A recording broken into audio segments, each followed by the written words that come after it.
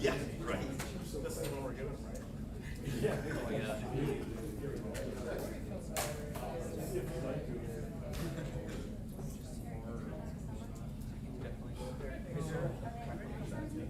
Yeah, Jeremy will be okay. Yeah, yeah, he is.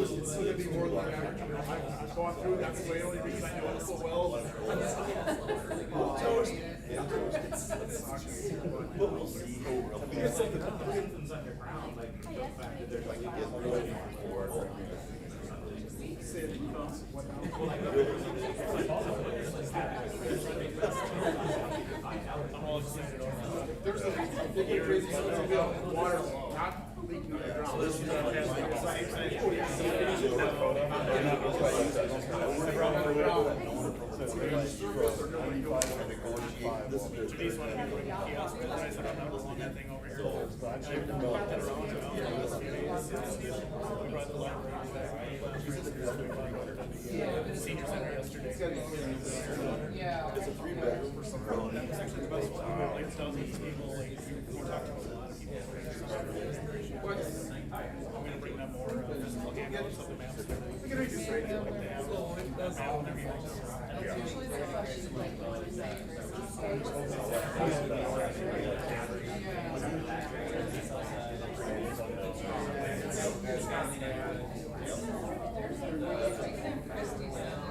I've just always wanted to contact. Should somebody go in there?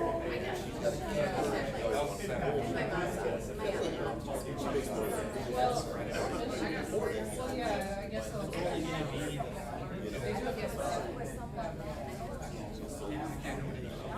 Utility building, I'm with her in here, and I'll go walk around. Oh, yeah.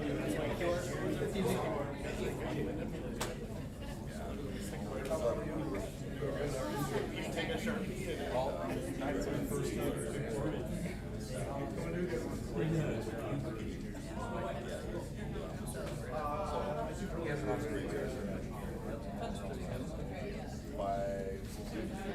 There's only Indiana.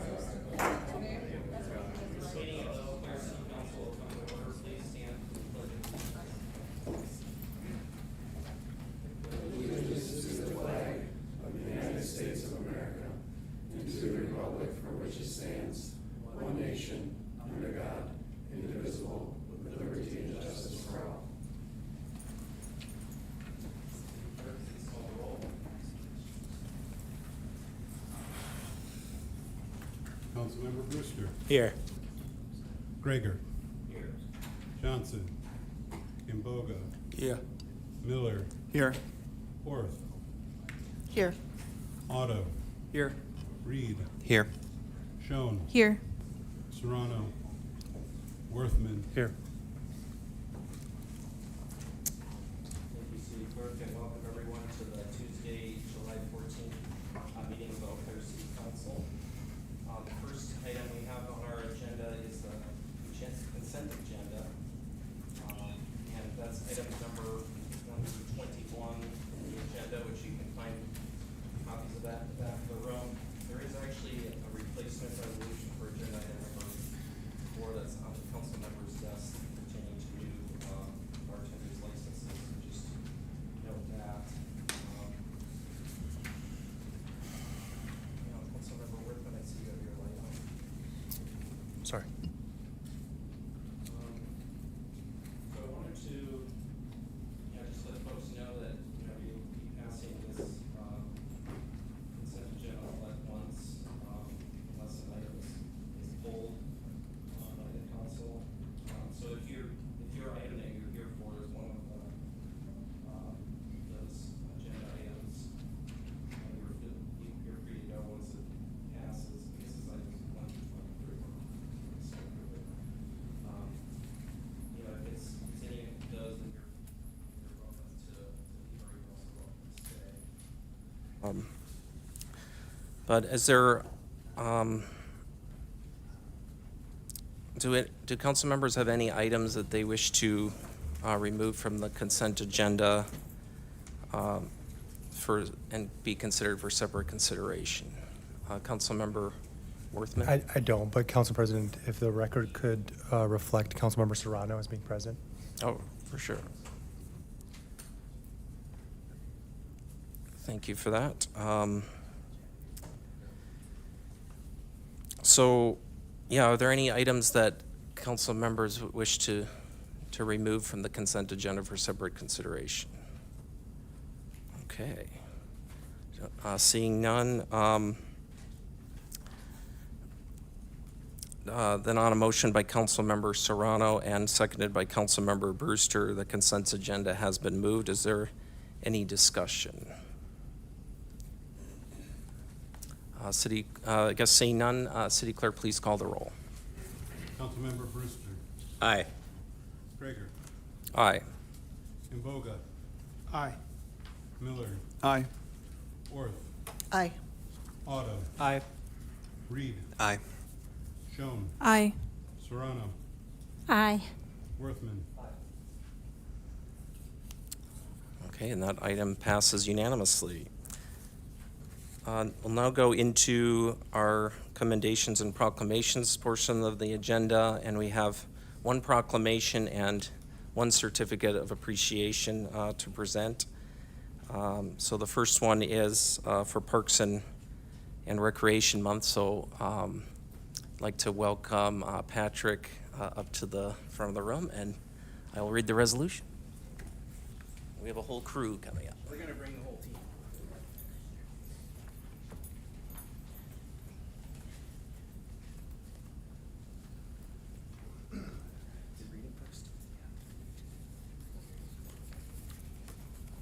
Thank you all for joining.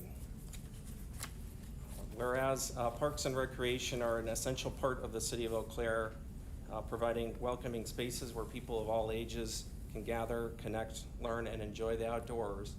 And whereas the 2026 National Recreation and Park Association theme, The Power of, celebrates the many ways parks and recreation strengthen our community through connection, play, nature, belonging, well-being, and shared experiences.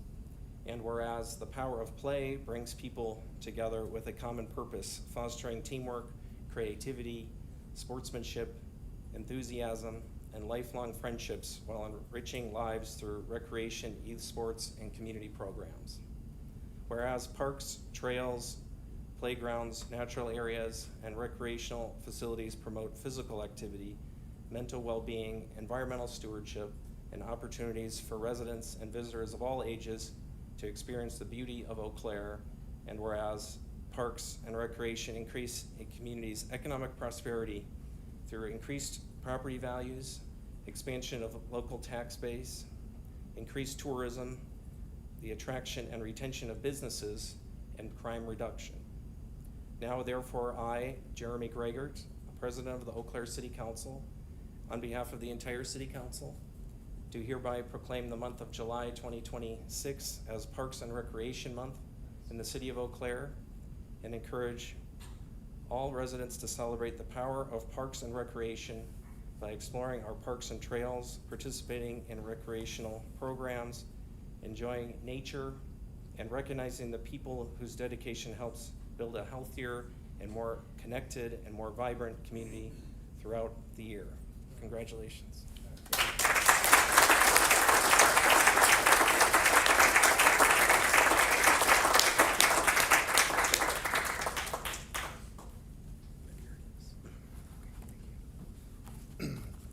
Thank you, Council President Gregert and the rest of City Council.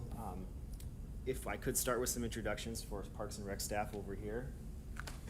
My name is Shu. I'm the Parks constituent admin. My name is Jeremy. I'm a program supervisor with Recreation. I'm Olga, and I am the admin for Recreation. I'm Claire, and I'm a program supervisor, special event coordinator, facility scheduling coordinator, and the city volunteer coordinator. It's a lot of hats. Wow. And I'm Phil Lubke. I'm the manager of the Parks, Forestry, and Cemeteries divisions. And I'm Pat Newkirk. I'm the Recreation and Facilities Manager. So thank you for letting Parks, Recreation, and I'll also insert Forestry and Cemeteries in there as well. Have the floor for a few moments. Your continued investment in a robust park system that's well interconnected with navigable trails removes barriers for residents and visitors interacting with nature and the outdoors. I'd like to briefly highlight some of the heavy lifting that's often invisible that our parks, trails, and urban forests do. Parks provide equitable access to third spaces, spaces that are neither home nor work or school. Third spaces are kind of a neutral ground. There's no obligation to be there. You can come and go as you please, but remember, no camping in city parks overnight. They can be a safe haven for those who may not have a safe home, work, or school environment. Social and economic status don't matter. People come to participate. It's elective. They are a backbone of a healthy community and essential for civic engagement, well-being, reducing loneliness, and encouraging diversity. Our urban forest provides several ecological and social services as well. Carbon sequestration is one of the first that comes to mind.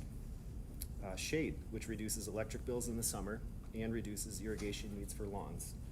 Shelter from winds, which can reduce heating bills in the wintertime. Increased aesthetics and curb appeal, which increase property values. The leaves capture rain, which slows its entry into our stormwater system, making it less prone to being overwhelmed. Seeing trees outside a hospital room can help increase the recovery time. Our cemeteries are also beautifully maintained and allow grieving families communion with their loved ones. Some of you know my wife is a permanent resident at Lakeview Cemetery, where I will join her someday. And I'm so thankful for the sexton, Steve Hesselberg, and the dedicated staff of maintenance workers that exhibit care and thoughtfulness when they take care of the grounds of the cemeteries. None of these benefits would be achievable without the dedicated support and hard work of our staff in the Parks, Forestry, and Cemeteries divisions. I'm fortunate to have reliable, trustworthy, knowledgeable staff around me to pick up slack, to keep things moving, to anticipate needs, fix what's broken, and interact with constituents who frequent their parks, who want to know about their trees, and who want to commune with their loved ones in the cemeteries. So thank you, Council, for prioritizing investment in these third spaces and for helping to create and envision a diverse, resilient, and beautiful park system. Thank you.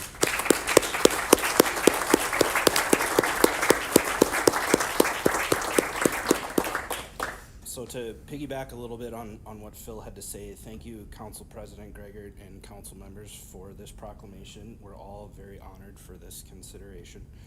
Each year we recognize the month of July as Parks and Recreation Month, and in doing so we acknowledge the importance of parks and recreation in the community and also the many staff and volunteers behind the scenes that make it happen. Before recognizing some of the people that make it happen from a recreation perspective, I'd like to touch on this year's theme, which is the power of. So Parks and Recreation has many powers which impact a community, and each of these powers are evident in what we do every day in Parks and Recreation. First and foremost is the power of connection, as Parks and Recreation helps relationships grow, cultures meet, and communities bond. Parks and Recreation also has the power of play, from open playgrounds to structured instructional activities to youth and adult sports. Play fuels creativity, joy, and lifelong learning and development. Another power of Parks and Recreation is the power of community. Our Parks and Recreation public spaces offer room for everyone to gather, celebrate, and heal as a community.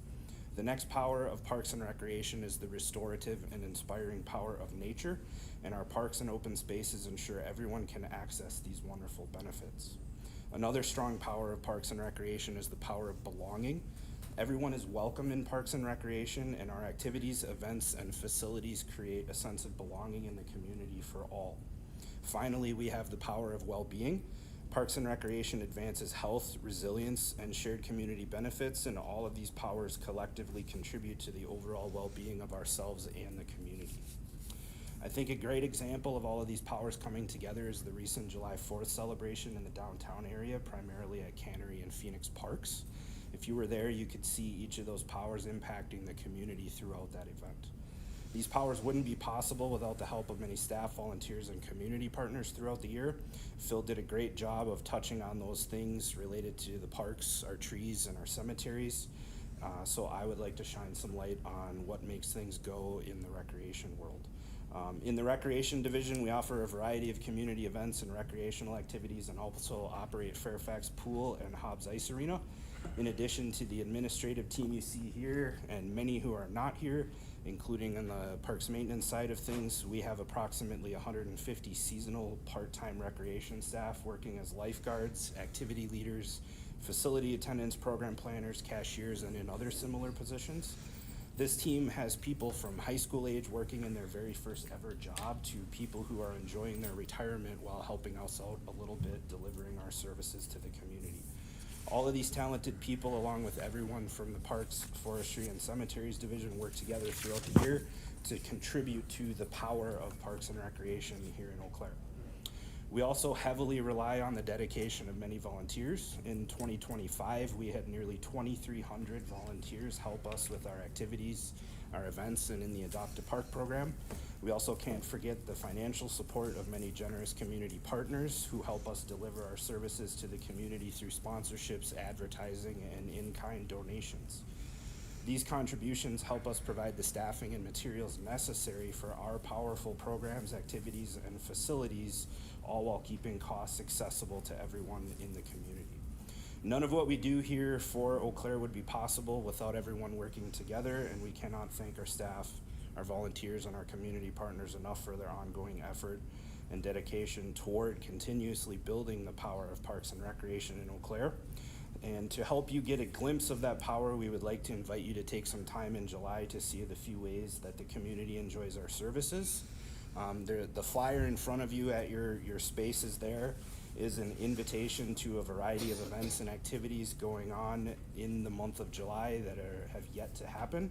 All of them in our parks and at our facilities and in our programs. There's a little something there for everyone, and we hope to see you out there. And those of us in Eau Claire Parks, Recreation, and Forestry, along with the overall community, greatly appreciate your continued support, and we look forward to continuing to demonstrate the power of Parks and Recreation as we continue to provide exceptional park and recreation services for the community. So thank you again. All right, thank you.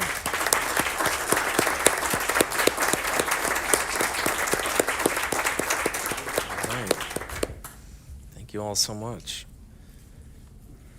See you out there. Thank you. All right. The next item we have is a certificate of appreciation. This is for Lane Berg. If you could please join in the front.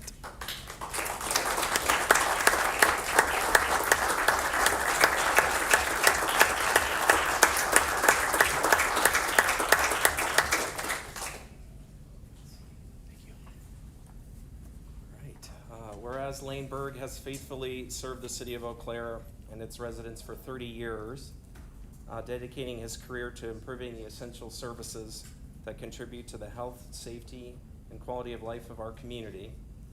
And whereas through hard work, expertise, and exemplary leadership, he began his career with the city of Eau Claire as a utilities supervisor and ultimately became the community services director, earning the respect and admiration of colleagues, elected officials, and the residents he served.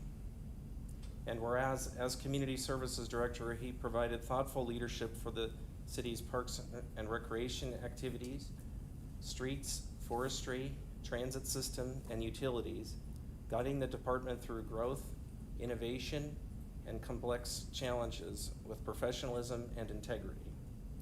And whereas when testing resulted in the early detection of PFAS contamination, Lane led a swift, transparent, and decisive response that ultimately led to the construction of Wisconsin's largest PFAS water treatment facility, protecting the health and well-being of current and future generations. And whereas throughout his career, Lane has been known not only for his knowledge and sound judgment, but also for his easygoing nature, humility, and unwavering dedication, and genuine concern for his coworkers and his community, making him a trusted leader, respected mentor, and valued friend. And whereas his legacy will endure through the projects he championed, the employees he mentored, the public trust he earned, and the countless ways he strengthened the city of Eau Claire. Now therefore, on behalf of the City Council, city staff, and the entire community, we do hereby express our deepest appreciation and gratitude to Lane Berg for his outstanding service, exceptional leadership, and steadfast commitment to the people of Eau Claire, and extend our heartfelt congratulations and best wishes for a long, healthy, and fulfilling retirement.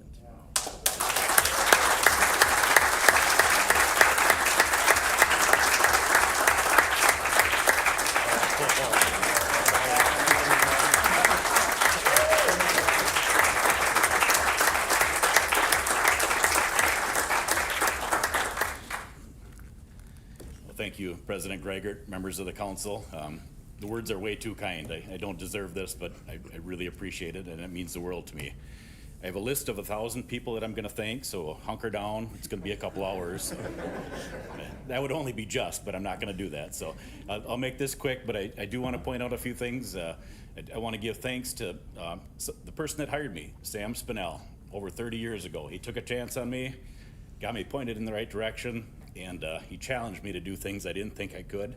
And excuse me, I'm forever grateful for that. And you have no idea how gratifying it was to promote his son to the same position he held. So I'll get it together. So sorry, but it's very meaningful to me. So I also want to thank my wife Amy, who is in the back row by Chief Rokas, and my son Thane.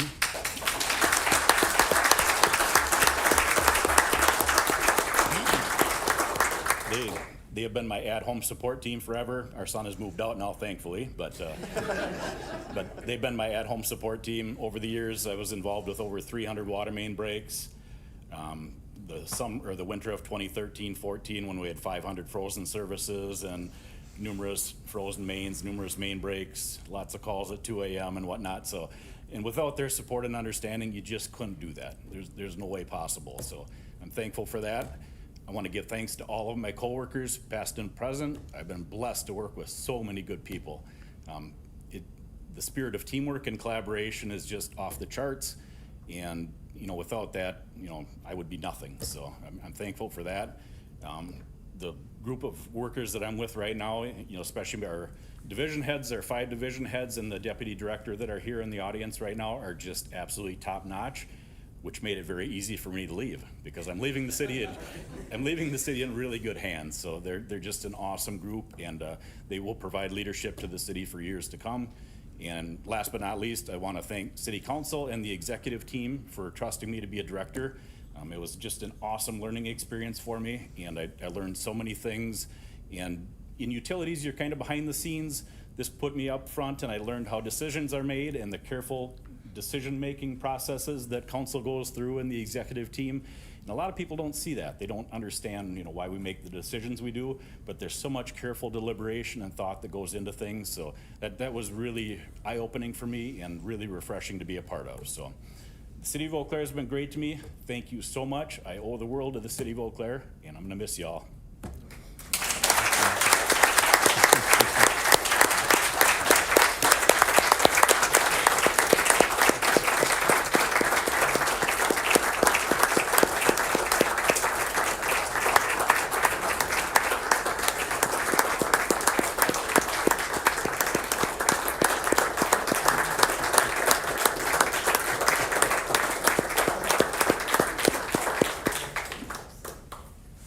Well, I think there may be folks that will want to share, some personal reflections on Mr. Berg's career as well. So, certainly want to open that opportunity up. I mean, for me personally, I think the first time, he mentioned, kind of being behind the scenes, but I saw him, at neighborhood association meetings, like on the East Side Hill, particularly when we were going through the lead service line replacement efforts and really being proactive on that as well, and in addition to the PFAS issue later on. And so, just seeing the care for the community and for every resident, and just the needs of every resident, and just how to work through challenges that they're really personal for people, and really about their safety and about their future in our community. So It was noticed, and I think our community will continue to notice the impact of your career. And yeah, we'll miss you as well. And yeah, just want to, if anyone else has anything they want to share, certainly want to open that up, but thank you.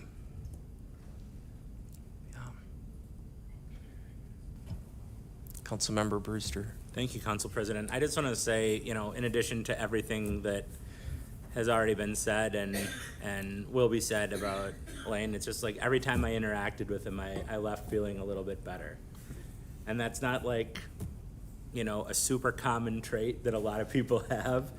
And so when I experience it, I take notice, and just thank you for your service and all your efforts over the years. Thank you. We have Councilmember Serrano, I think just barely. Just edged out. Thank you, Council President Greigert. There's a lot to say about Lane, and I just want to acknowledge some, we saw it in his remarks, we saw it in the certificate of appreciation, but what he brought, the human aspect that he brought to the culture of the city, and how much he has, I think, been a big factor in shaping the culture of the city. And that will last for a long time. And I just really appreciate it. It's the details, and it's the way you approach relationships that, and I think just the way you approach the work itself, so selflessly and so humbly and so with such dedication. So thank you, Lane. Councilmember Johnson. Thanks. I also want to express my thanks for Lane and echo all previous speakers. I think what Councilmember Brewster said really highlighted it perfectly, where we hear from Lane quite often. A question would arise, and he would just appear from the back of the room and make his way forward and provide us with insightful and helpful information. But also, as Councilmember Brewster said, you kind of just left the conversation feeling better. And this was not a city council experience. I was at the airport 3 years ago over in the cities. I had trouble getting to the airport, issues with my bag. It was just a horrible experience. I turned around, and there was Lane in the getting into the security line with me, and briefly talked about city issues, where we're going on vacation, and it does leave you feeling a little bit better. We're gonna miss you. We'll miss you at the meetings, but I also just want to say best of luck in retirement and enjoy it. We'll all miss you here. All right. And City Attorney Nick. Yeah, thank you. Thanks, Lane. And I think there's, Lane or folks in our utilities division, streets division. I mean, a lot of, frankly, city employees do the difficult work that doesn't get noticed unless something goes very badly. But that is a challenging spot to be in, and often underappreciated, but it was referenced in the certificate of appreciation, but just highlight certainly I think the most significant piece of work I did closely with Lane of folks would have noticed if municipal water had to be stopped during the PFAS crisis. And that was a real possibility. And Lane, calm, steady leadership, your entire team was amazing, but Lane was in charge of that effort to make sure that we maintained municipal water supplies, the first city in Wisconsin that faced the potential for needing to shut that off, not just for an individual private well, which is certainly significant, but for 74,000+ people that rely on the water, plus others in town of Washington that receive city municipal water. And that event didn't happen. But again, through your excellent work and your team's effort, thank you for that. And then, somebody's got to call him Mr. Lane at one point in time. So, that wasn't sort of, made up by Lane. That was from Council President Weld's sort of nickname for him after a while. but it does sort of I think exemplify Lane Berg's positive attitude and how he embraced that and sort of loved the Mr. Lane, and as soon as it was called, like, oh, run right up, that's me. So, Lane, thank you so much, appreciate it, and all the best in retirement. All right, well, thank you. I wish we didn't have such a long agenda, otherwise we'd keep diving deeper, but I appreciate everybody sharing and appreciate all of your service, and really to all city employees, really, I think are reflected in Lane's service. So, all right. Well, we should move on. We have item number 24. So it seems like we're making a lot of progress at item number 24. So, resolution approving appointments and reappointments to various boards, committees, and commissions. And we have Councilmember Aaron Brewster to present on this item because he chairs the advisory committee on appointments. Councilmember Brewster. Thank you, Council President. I'm just going to go through the different boards and who we're either appointing or reappointing. For the Administrative Review Board, we are appointing Thomas Albert and Stephanie Masick. For the Loan Administration Board, we are reappointing Maria DaCosta, who is my faculty advisor, UW Eau Claire, by the way, and Bill Ogden. For Transit Commission, we are appointing Brian Cran. Waterways, Parks, and Urban Forestry, we are appointing John Dunn. And the Zoning Board of Appeals, we are appointing Carson Deuce. Happy to answer any questions if anybody has. Yeah, are there any questions for Councilmember Brewster? Okay, well, then on a motion by Councilmember Worthman and seconded by Councilmember Orth, this item is moved. Is there any discussion on the appointments and reappointments? Vice President Schoen. Thank you, Council President Greger. I just wanted to let Council know one of our appointees is in Council Chambers. Mr. John Dunn is here, and I just wanted to call that out and recognize him in the audience and say thank you for coming tonight. Thank you. Thank you, Vice President Schoen. All right. Without further discussion, seeing no further discussion, City Clerk, please call the roll. Councilmember Gregor, Aye. Johnson, Aye. Imboga, Aye. Miller, Aye. Orth, Aye. Otto, Aye. Reed, Aye. Schoen, Aye. Serrano, Aye. Worthman, Aye. Aye. Brewster. All right, and that passes unanimously. Congratulations to those appointed and reappointed. We'll go on to agenda item number 25, resolution approving the Comprehensive Plan Advisory Committee. And we have our Community Development Director, Aaron White, who just suddenly appeared in front of us. So thank you for Thank you, your President Greger, haste. council members. Yes, tonight is the approval of was basically the steering committee that was established and part of our process for the comprehensive plan update. Was established as part of the public participation plan approved by Plan Commission and by council. The decision was to go with a group of about 15 members. Includes 2 representatives from the Plan Commission and 2 representatives from council, which will need to be selected tonight by the council board. And then the rest made up of folks from the community. The group is smaller than the last comp plan steering committee was. A lot of the input from the community was that group was so large and unwieldy, it's hard to keep consistent attendance and consistent opinions and finding common ground. So they thought a smaller steering committee group with lots and lots of public input sessions would be the more appropriate way to go through this process. So we started off slow, but ended up with a rush at the end of 33 applicants were submitted through the resource bank process that we use for all of our boards and appointed commissions. The list includes from the Plan Commission appointees, Commissioner Josh Zoig and Commissioner Susan Wolfgram. Also includes from the public, Bob Schroffnagel, who's with the North River Friends Association, Olivia Coughlin, who's a local architect and designer, Brenton Fetting, who's a USDA professional, Jim Phillips, who's a UBC professor for Public Health and Environmental Studies, Christina Thrun, who is the Executive Director of Chippewa Valley Home Builders Association and on the Hawk Chair, Cody Flipsick, who is a CNM Homes local builder and developer and a former member of the Hawk Group, Terry Weld, local realtor, retired and former council president, True View, who is the member of the Hmong community and the co-chair of the DEI committee within the community, Jeff Hallowan, president of Landmark Company and an experienced developer within the community, Scott Rogers, retired government affairs director for the Chamber of Commerce, and Eric Anderson, who is the director of the local metropolitan planning organization, which oversees our sewer service area work.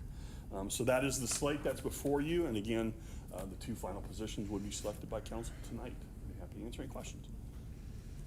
Thank you, Director White. I have a question from Councilmember Miller. Thank you, Council President. Thank you, Director White. What is the timeline now that we have these people selected minus the two to be appointed tonight? How many meetings will take place, and then over how many months was this anticipated to play out? So we're anticipating anywhere from 10 to 15 meetings of this group looking over time. We're looking at a process well into 2027. That was one of the things that was put out before there. There's a lot of time commitment for this group, so the folks that put in their names are aware of that. It will start with a virtual meeting of the group later this month to do introductions, and then start with the formal in-person meetings next month. And then when is the target to have a plan developed? The end timeline is towards the later half or later end of 2027 is when we expect to have a document coming before council. So we anticipated the process to be anywhere from a year to upwards of 18 months. Okay, thank you. All right. Any other questions from the council? I know that there's also 2 spots for council members that need to be filled. So we could move the item and discuss that as well. Thank you. Yeah, thank you, Director White. So on a motion by Councilmember Miller and seconded by Councilmember Johnson, this item is moved. Is there any discussion by council? We have Councilmember Worthman. Thank you, Council President. I'd like to nominate Councilmember Brewster to fill one of the vacant positions from City Council. Okay, Councilmember Brewster, would you accept that? Okay. So sounds like we have one interested council member. Are there any other council members interested? Councilmember Miller? Thank you, Council President. I'm interested, so I will nominate myself. Okay, so we have 2 council members that are interested and a second for them. Council Vice President Schoen. Thank you. I am also interested and will nominate myself. Okay. So we have 3 council members now that are interested in serving on the official name of this committee is the Comprehensive Plan Advisory Committee. Is there any, I guess, do we know, I guess I had a question, do we know like when, we don't know exactly when they would meet, it would all be determined by the membership of the advisory committee, is that right? Correct, that would be part of this initial onboarding virtual meeting, would be to help establish maybe set dates for patterns or timing of that and work with a council member or all the representatives to work on scheduling. Okay. All right, any other, maybe we could structure it in such a way that council members have a chance to speak to their interest. Unless anyone else beyond those 3 is interested, I think we could just start maybe in the order of those that were nominated or volunteered themselves. So Councilmember Brewster, would you like to speak to your interest in serving on the Comprehensive Plan Advisory Committee? Sure. Actually, yes. Thank you, Council President. I was actually a member of the last one, that had arguably too many people on it. And so I could bring a little bit of continuity to the process, as well as also being a member of Plan Commission and on the RDA. I think there's a lot of synergy with my other committee assignments. So that's my primary interest. Okay, thank you, Councilmember Brewster. Councilmember Miller? Thank you, Council President. You know, we're all members of the DPAC committee that met when we were doing the rezoning ordinances, and I really enjoyed the technical aspect of those proceedings. And you know, this is a very detail-oriented technical process, and that's kind of the area I think I do well in. So that was of interest to me. And I'm not in too many committees currently, so I have the time to bring on this one, and not being involved with anything else right now with any sort of zoning or anything like that one. I'd like to have a chance to participate in the process via this commission. Okay, thank you, Councilmember Miller. Council Vice President Schoen? Thank you, Council President Gregert. I am interested for a lot of reasons. I think one of the perspectives that I would like to bring to the Comprehensive Plan Advisory Committee would be largely related to affordable housing. During my time on council over the last 3+ years, I've really learned so much, and I've spent a lot of time investing in relationships through Housing Opportunities Commission, my time on RDA, and other opportunities. And so I see a really critical need in that plan for that perspective to be represented. And then also separately, professionally, I do environmental work, and I think there's a huge need to have that perspective represented in this group as well. And I guess lastly, I would point to my role as Council Vice President and the leadership position I'm in, and wanting to really be able to represent council leadership in that way on the committee as well. So thank you for considering. All right, thank you, Vice President Schoen. Do any council members have like questions or thoughts about the choice in front of us? Councilmember Mboga. Thank you, Council President. I feel like I was trying, maybe I can ask Director White. I feel 3 city council in this committee is better than 2. Can that be better? Director White, would you like to attempt to answer that? Or I guess that'd be a good question. The committee was set and approved at 15 as a cap. I don't know if we would need to go back and have that reevaluated or have that reapproved with the different cap size. I don't know that there'd be an issue with having an extra one in there.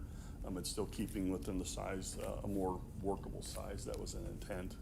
From a process standpoint, I don't know that it would be an issue or not. Yeah, I'm not sure if there's any legal opinions on that based on what was already passed. City Attorney Nick, do you have any thought on that? Or? I haven't reviewed that prior reso, but I mean, Okay. that's what we're bringing back is your prior action, Mhm. identifying the size, the numbers. Yeah, and it was It's public. your action, so you could Yeah. amend it, but that's not what we. Yeah, and this was move noticed as, 2 opportunities as well in the packet, so thank you for that. Councilmember Otto, do you have? Thank you, Council President. I saw some alternates on the name. Would that require any amendment to add a 3rd council member as an alternate? I don't think that would be an issue at all, and the alternates are intended to follow along with the process, understand that way if somebody, being as it is a long process, to step away or step out, whoever's stepping into that seat doesn't have to spend a lot of time trying to catch up. Thank you, Councilmember Otto. Yeah, so the idea of maybe having a 3rd be an alternate sounds like a possibility. And certainly any council members or any members of the public will be welcome to attend the meetings. They'll all be publicly noticed as well.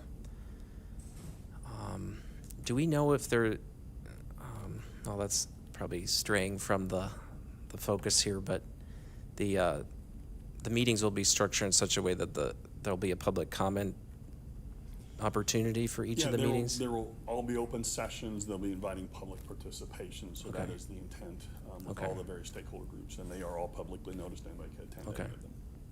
Thank you.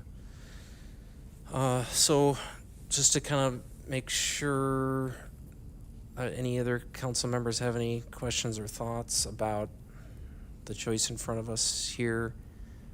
Not sure what the typical procedure is for deciding. Do you think you could maybe give us some history on that, City Attorney Nick, on, what would be a typical procedure? Excuse me. I would suggest you use the same procedure as your annual meeting, your organizational meeting, and just do a show of hands. You all get to vote twice, but it better add up to 22.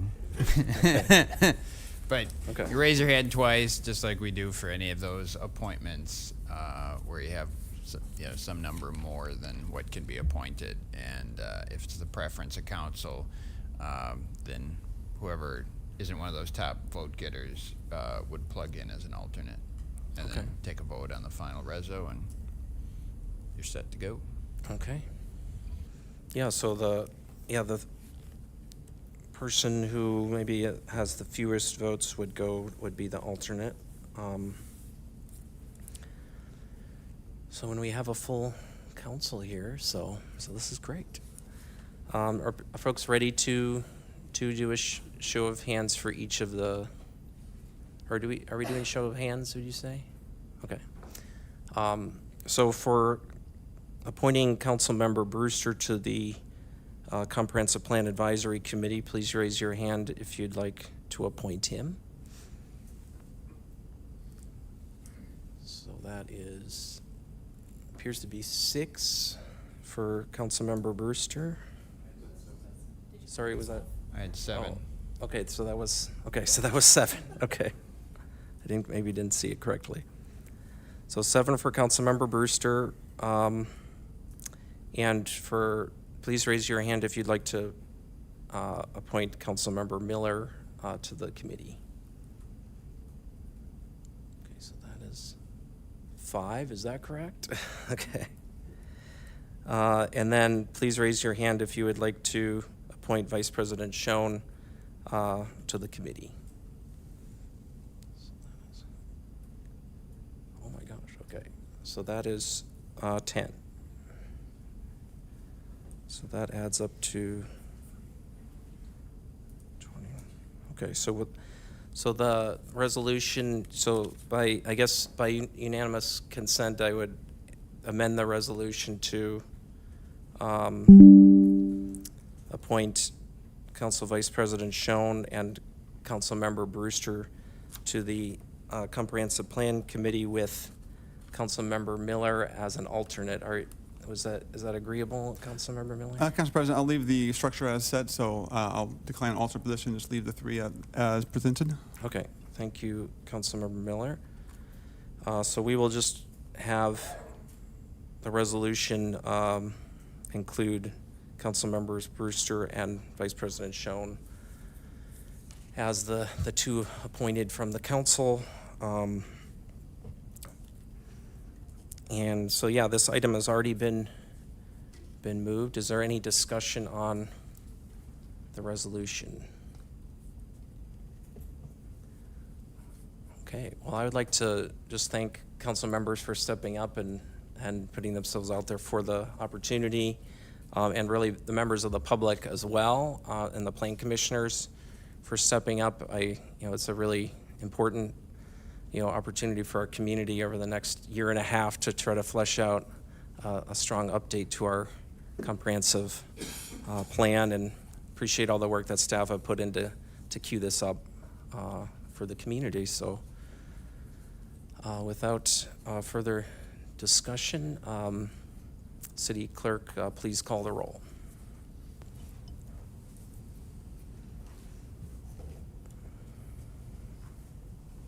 Councilmember Johnson. Aye. Imboga. Aye. Miller. Aye. Orth. Aye. Otto. Aye. Reed. Aye. Schoen. Aye. Serrano. Aye. Worthman. Aye. Brewster. Aye. Rager. Aye. All right, and that passes unanimously. Congratulations to all appointed. We will go on next to a resolution authorizing the Community Services Department to accept a monetary donation of $300 from the Eau Claire ECLA Lutheran congregations for free transit rides on the day of Thursday, July 23rd, 2026, for their Homeless Connect event. Because this item amends the budget, a 2/3 vote of elected members or 8 affirmative votes is required for adoption, and we have our transit manager, Katrina Running, here to present on this item. Thank you. Hi, good evening, everybody. Thank you for having me here. So we received a request from the Eau Claire ELCA Lutheran Congregations Group. I don't believe that they've ever sponsored rides before, so I was really happy to see them reach out, but they are interested in sponsoring free transit rides on July 23rd for their Homeless Connect event. It's the day after the point in time count for our unhoused community. So what this is a $300 donation, and essentially we waive fares and we help promote that we are providing free rides on that day. And I just wanted to thank them for bringing this forward to us and for their work of removing any barriers to get people to this event, which I did pass out a poster or a little flyer too that they gave me for the event. So thank you to that group. Awesome, thank you. Councilmember Brewster, sorry, did you have a question for I do have a our question. transit manager? Yeah, please. Thank you, Council President. When organizations sponsor days, is it for the entire day? Yep. And So that- this would be for the entire day. Okay, cool. Okay, thank you. Councilmember Mboga. Thank you. Because of this donation, are you guys, is the city going to match this one? 300? To match the donation? Oh, Or yeah. is it, what are you asking? Yeah, to match the donation, yeah. This would be to replace the revenue that we would lose. So typically it depends on the day, but we average around $300 of revenue. So I guess we are not looking at matching. We would just be looking at replacing the revenue we would have made with this donation. Thank you. Thank you, Councilmember Mboga. And, yeah, any other questions? All right, thanks for presenting. So, on a motion by, or is there any other questions? Yeah, so on a motion by Council Vice President Schoen and seconded by Councilmember Mboga, this item is moved. Is there any council discussion? Councilmember Brewster. Thank you, Council President. This is like incredibly good timing because there's a lot of stuff going on in the community on that day. There's the Water Street Fair, as well as some additional music that's being put on as part of the Eau Claire's Festival as well. So I just want to thank I know it wasn't their intent to provide free rides for a lot of people taking advantage of all those, but it turns out, it's working very well, and just like to thank the ELCA Lutheran group for doing that. Yeah, thank you, Councilmember Brewster. And I would remind folks that due to the heat this week, the transit system is actually free as well for Eau Claire Transit until the end of the day Thursday, is my understanding. So really finding different ways to take care of the community and make sure people can get where they need to go safely. So appreciate that. So we will, so without further discussion, City Clerk, would you please call the roll? Councilmember Mboga. Aye. Miller. Aye. Orth. Aye. Otto. Aye. Reed. Aye. Schoen. Aye. Serrano. Aye. Worthman. Aye. Brewster. Aye. Gregor. Aye. Johnson. Aye. All right, and that passes unanimously. Okay, so next agenda item is number 27, resolution authorizing the city manager to enter into a subdivision infrastructure agreement with SC Skwerderski LLC for street and utility improvements within the plat of SCS Eau Claire 4. And we have our engineering director, Leah Ness, to present on this item. Good afternoon. This plat was approved in the consent agenda and is generally located in the northwest region of the city of Eau Claire. It's south of US Highway 12 or State Trunk Highway 312 and west of Kane Road or County Trunk Highway TT. The highlighted area in the exhibit on the screen shows the area related to the infrastructure agreement that's before you today. Just to provide a little history of this area, the original Phase 1, Plat 1, came before council in July of 2020. And then they have brought forward Plat 2 and Plat 3. Plat number 4 is what we're focusing on today. And that includes the extension of Christopher Drive from Ashton Circle to the west to connect into existing Christopher Drive.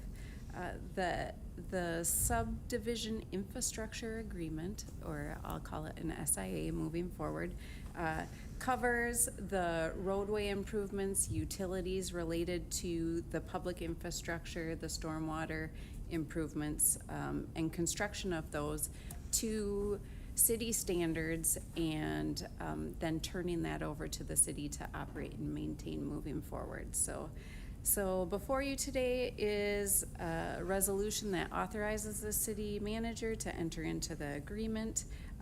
There's nothing out of the ordinary compared to other SIAs that have come before you related to this one. The only change within this is some additional wording that was added to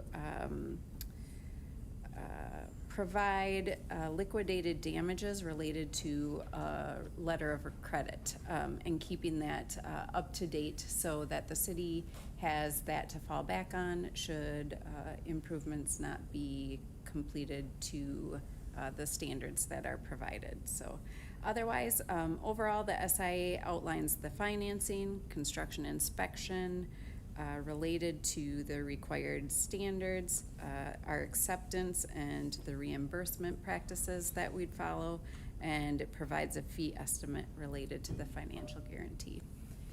If there's any questions about this contract, I'd be able to take those.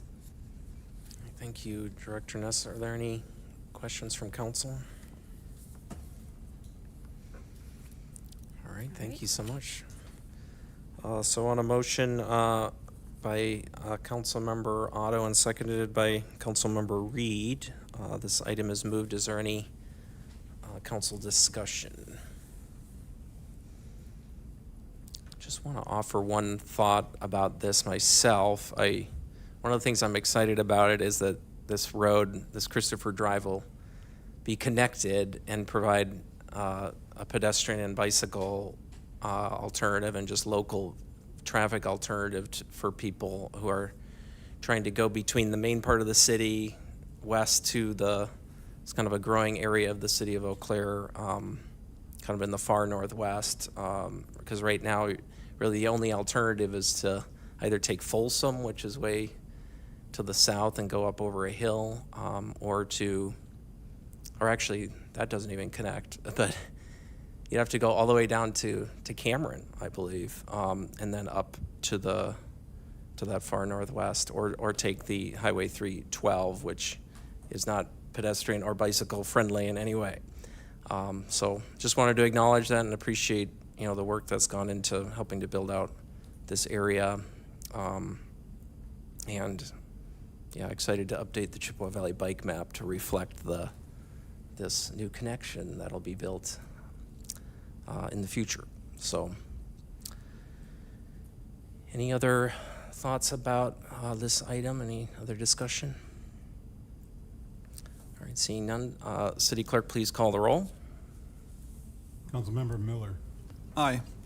Orth. Aye. Otto. Aye. Reed. Aye. Schoen. Aye. Serrano. Aye. Worthman. Brewster. Aye. Gregor, Aye. Johnson, Aye. Imboga. Aye. All right, that passes unanimously. Our next item is agenda item number 28, resolution authorizing the city manager to purchase property located at the intersection of Marquette Street and Mercury Avenue, accepting land as permanent right-of-way and temporary construction easement, parcel number 120629, Engineering Director Ness. Thank you. Good afternoon again. On January 27th of this year, council approved the Marquette Street project from Riverview Drive to Star Avenue as presented to council, and included in that was the reconstruction of an always stop intersection at Mercury and Marquette to a roundabout. The city of Eau Claire contracted with Ayers Associates to do a roundabout design at that location. And after getting into the design, the footprint of the intersection was larger than the existing right-of-way that we had in that location. So the city has been working with Excel Energy to purchase a small portion of right-of-way, which is about 682 square feet, and then have been working with them to outline a temporary easement area, which would be just to finalize the grading into the existing parcel related to the construction activities for the roundabout design out there right now. So that area is identified as 1,233 square feet, which we use for temporary construction and grading purposes. Within the packet, it's identified as a temporary easement, access easement, and then the dedicated right-of-way is referenced within the project as a deed, special warranty deed within the packet. If there's any questions related to this, I can try to address those, but this really allows us to construct the roundabout moving forward. We have started construction out in this area, staying within our existing right-of-way to address existing utilities and replacement of those, but as we get into the intersection design, that's when we would need to have this land purchased and the temporary access easement. All right. Thank you, Director Ness. Any questions from the council? All right. Councilmember Brewster. Yeah, I guess when we do, I mean, this is basically a transfer of usable right-of-way from Excel to us, right? It is land owned by Excel, which we will be purchasing, and it will be dedicated as right-of-way. Okay. All right. Okay. I think that's, oh, we have a Councilmember Imboga has a question. Thank you. For my understanding and everybody watching this one, how much would this run you? How much are we going to pay for this? The purchase price related to this is stated within the resolution, and I believe it is just over $1,000. Yeah, I wanted the people listening and watching so that they can know exactly. Yeah. Thank you. Thank you, Director Ness. Appreciate your answering questions, presenting. I think that's all the questions that we have.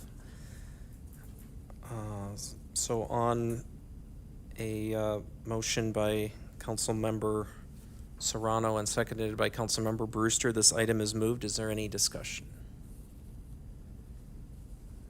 Okay, seeing none, City Clerk, please call the roll. Councilmember Orth, Aye. Otto, Aye. Reed, Aye. Schoen, Aye. Serrano, Aye. Worthman, Aye. Brewster, Aye. Gregor, Aye. Johnson, Aye. Imboga, Aye. Miller. Aye. All right, that passes unanimously. Our next agenda item is number 29, resolution authorizing the city manager to enter into a land transfer agreement with Habitat for Humanity for affordable housing initiatives. And this is going to be presented by City Attorney Steve Nick. Thank you, Council President, Council. Very pleased to be presenting on each of the next two items. Doing the work with our local development community and building community to increase housing in the city of Eau Claire. This issue in particular is an excellent opportunity as the city has gone through and continues to go through a review of land that we own and land that may be access to our uses but suitable for residential use. There's limited available land within the city of Eau Claire for residential, but as we either expand our borders, we also look internally to see if some of these smaller parcels might be suitable for reuse. And we've been able to do that through this agreement with Habitat for Humanity to specifically make home ownership available for families needing especially affordable housing and interested in that program of they have a number of programs, but through the home ownership program, either doing sweat equity and assisted mortgage down payments. But this specifically will transfer two lots with this agreement. So Mappa and Bellinger has two properties that are suitable for homes. I think the intention is to get going on twin homes probably in both of those locations either later this fall or next year.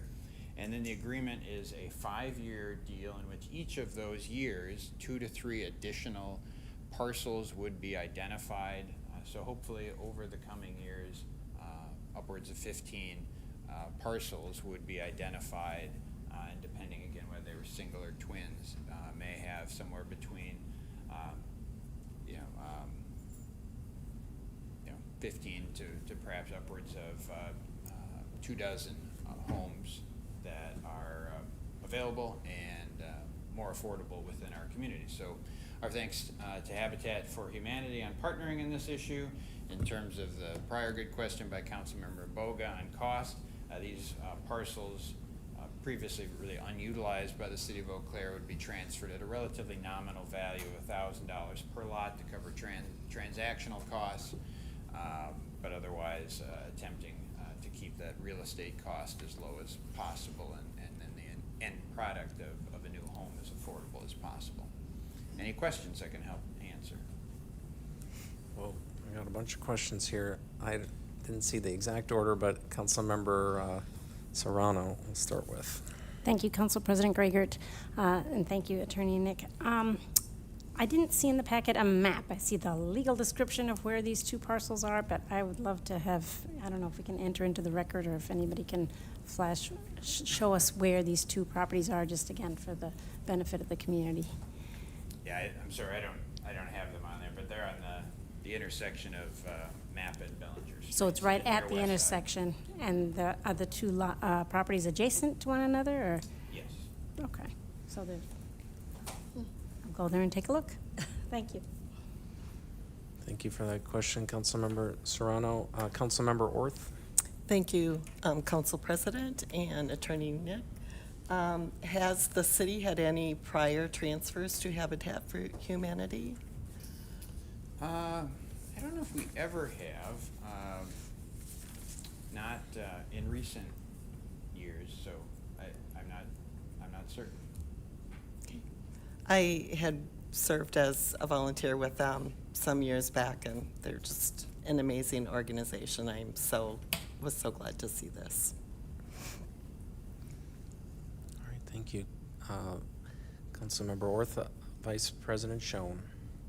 Thank you, Council President Greigert. I have two questions. The first is, I'm wondering in the agreement, I know in a prior proposed partnership there was difficulty, I believe, on Habitat for Humanity's end in being able to commit to long-term affordability, and so I'm wondering in this agreement, is that one of the conditions, or could you speak to that a bit further?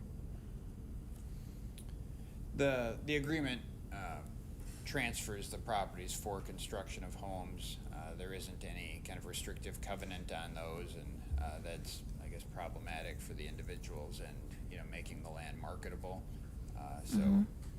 The short answer is no, there's no restriction in that way, but it addresses the current issue of, again, making more units available, which is a net positive, and also making, that initial transfer a more affordable one.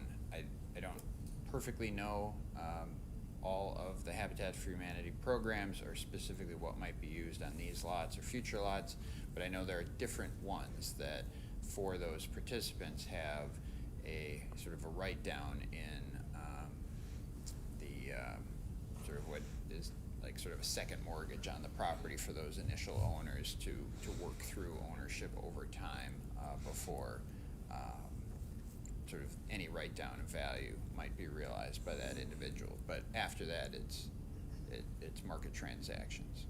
Thank you. And can I have a follow-up question? Sure. I know you mentioned, and it's outlined in the resolution and the agreement, the idea that there's, we, within the agreement, are saying that we as the city will, we have the intent to transfer an additional 2 to 3 lots over a 5-year term. Are those things that would come back to council once those locations have been identified? Yes, any specific transfer would come back to council. So it's affecting transfer of these 2 specific lots, but establishing a protocol of trying to do so over the coming years. We've been working on this one over a number of years, and so we're hoping that, by setting that groundwork, that framework for the transactions, they'll normalize a bit in coming years, but they would definitely still need to be approved for transfer by council. Thank you. Thank you, Vice President Schoen. So I had a question about has the land already been declared excess like previously by a previous council vote? Yes. Okay. The lots have been declared excess. So yes, the point was covered in the cover on the 3rd paragraph, so all that work has already been done for these lots, but also to Vice President Schoen's point, for future lots, it would not have been done. So that whole process of declaring excess and transferring the lots would still go through for specific parcels in future years. But again, the relationship would be established, and the expectation of transferring, again, would try to be normalized for both of our planning purposes. So we know we have a steady additional supply of affordable housing coming into our marketplace, again, with home ownership opportunity focus, and Habitat would know to plan that it can build a couple new homes in the city of Eau Claire every year for the coming years. All right, thank you. Do we know the access to the lots? Are they would be from Mappa Street, or do we, presumably that would be the side that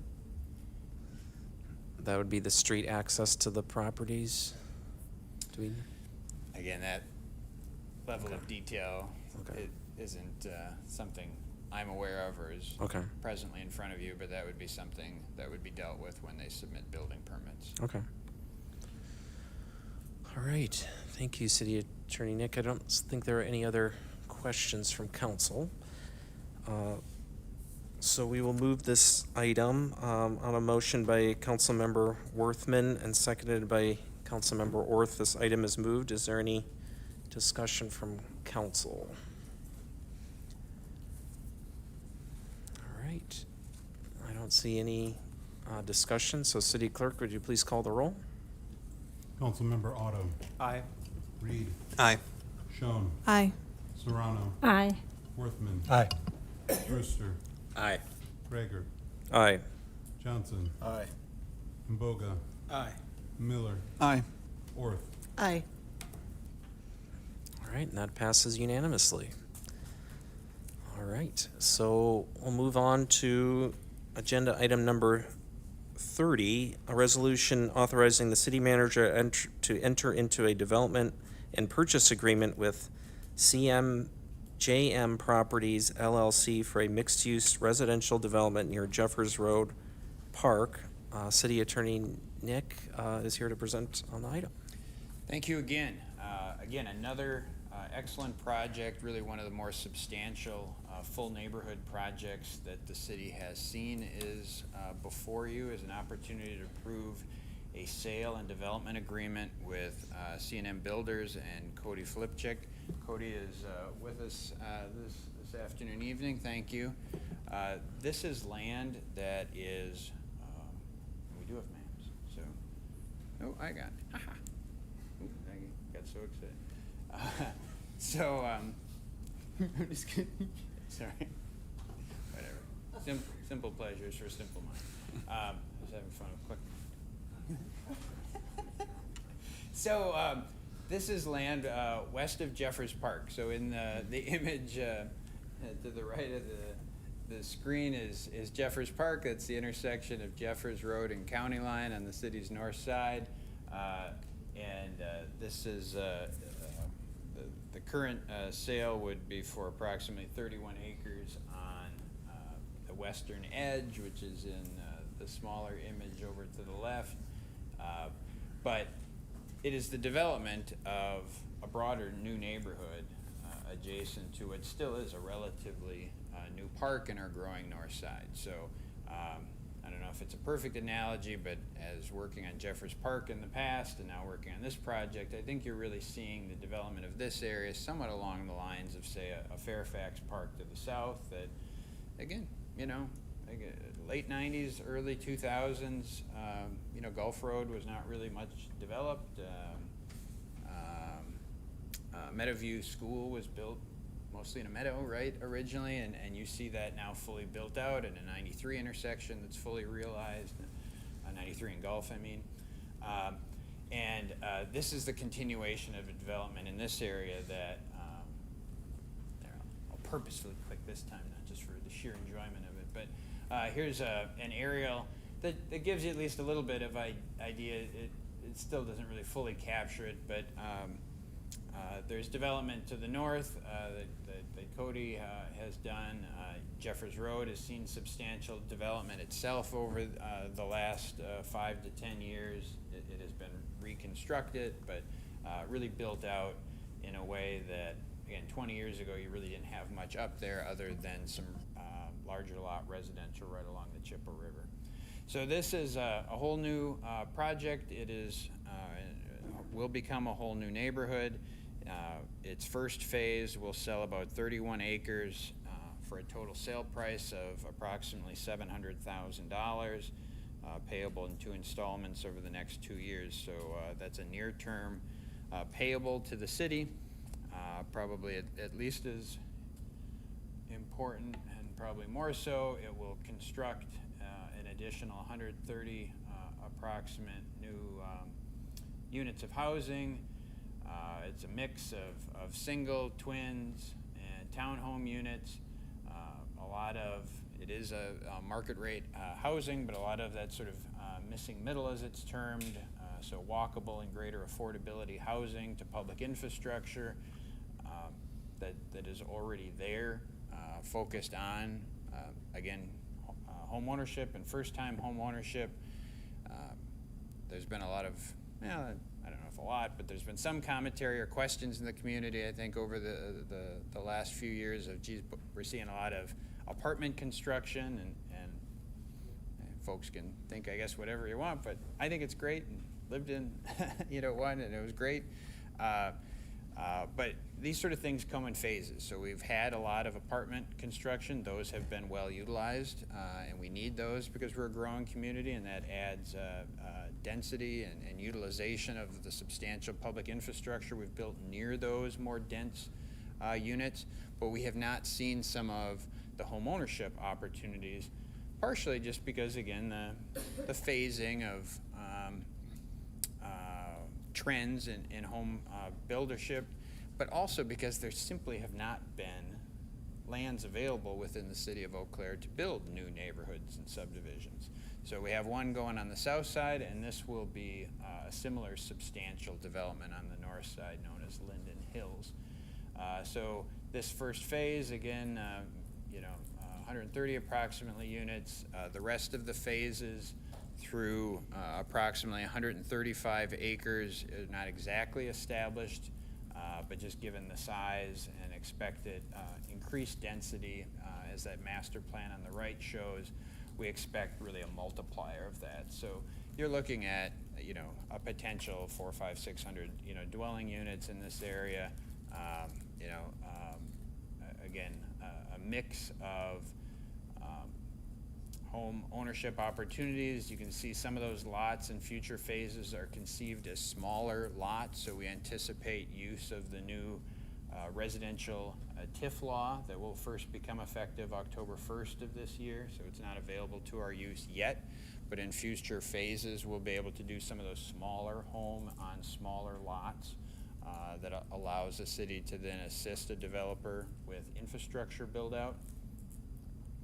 And as those additional phases get identified and purchased, they will also be sold at $22,500 an acre, but with a 5% annual increase. So total sale price will depend on when those options are exercised. They'll require a substantial completion of the prior phase before the next phase is exercised by the developer. But you're looking at a sale price of at least $3 million to upwards of 3.5, depending again on the timing of acquisition. And the total effect will be really growing that Jeffers Park neighborhood. Substantial added economic viability. There's not a total number set, but the first phase is expected to well exceed $30 million. Total build out likely to well exceed $250 million in valuation. And most importantly, again, adding much needed additional home ownership opportunities within the city of Eau Claire in an area that is compact, ready for development, and more walkable, bikeable to amenities within our community. If you have any questions, happy to try to answer them. And again, Cody Flipchick is also in the audience with us today as well. All right, thank you, City Attorney Nick. Are there any questions from council?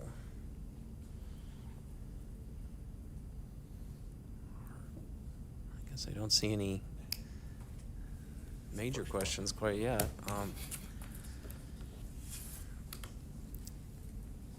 right, so we have, I guess maybe we should move the item then. So on a motion by Councilmember Miller and seconded by Councilmember Johnson, this item is moved. Is there any discussion? We have Councilmember Serrano. Thank you, Council President Gregert. This is Northwest Eau Claire, and I am personally just really, really excited about further filling out this part of the community. I think adding more housing there is going to be so valuable. We already have the ball fields there. We have green space very nearby, and I'm excited about kind of the neighborhood aspect of what of this phase and kind of the expected future phases of this development. So I'm very, very happy to see this coming forward. Thank you, Councilmember Serrano. Councilmember Otto. Thank you, Council President. I'm excited too about this, looking at a map, seeing all this new residential growth on our outskirts. It's scary at first, but when you dive into the design philosophy and the desire to make this sustainable, to make it walkable, it's a far cry from what a development like this would have looked like in the 1980s, very car-centric. And I'm thrilled that Eau Claire is going in this direction, that we're following these principles. So I thought this was a really nice design for a new neighborhood. Yeah, thank you, Councilmember Otto. Okay, Council Vice President Schoen. Thank you, Council President Gregert. I just wanted to take a moment to say I'm really excited about this project and working with this developer in particular. I personally got to know Cody through his time on Housing Opportunities Commission, and I'm really excited to see what the future holds for this area and what might come next. And I just wanted to take a moment to say that. Thank you. Sure, thank you. would it be, it seems like it would be appropriate to invite the developer to speak and just maybe share a few words just about the vision and the proposal from your perspective. That would be appreciated. Thank you. I didn't really prepare to speak, but I'm horrible at it. But I'm Cody Philipsak, owner of C&M Companies, and resident of Eau Claire. Actually live right across the street from this parcel. I've been looking at it, working on this for 6 years now. It's been a long time. Have learned a ton during that time, you know, on being on Hawk, and just what the community needs is so different than it was 6 years ago. When we came out of COVID, it changed everything, and I think we have the opportunity now as a company and just as a community to start getting back to more affordable housing. I'm hoping we're starting to work on that as a company and doing things with our plan. This first section is going to be market rate because it just sets up that way. But I know in the future we're going to do a lot more. I would love to do kind of a city center in this area, all connected with trails. That's where I got the Linden Hills development from. It's up in the cities. It's a great neighborhood, all walkable and a lot of mixed use. You know, I think getting back to where we have coffee shops or different little businesses, and I think if we build enough residential around it, I think there's a lot of demand for it. So I guess that's all I got. I'll tell you, I appreciate the opportunity, and yeah, we're gonna do it right. Yeah. Any questions? Yeah, thank you so much. Are there any questions from council? Well, thank you. Well, thank you so much. All right, any other discussion from council on this agenda item? Okay, well, seeing none, city clerk, please call the roll. Councilmember Reed. Aye. Schoen. Aye. Serrano. Aye. Worthman. Aye. Brewster. Aye. Gregor. Aye. Johnson. Aye. Imboga. Aye. Miller. Aye.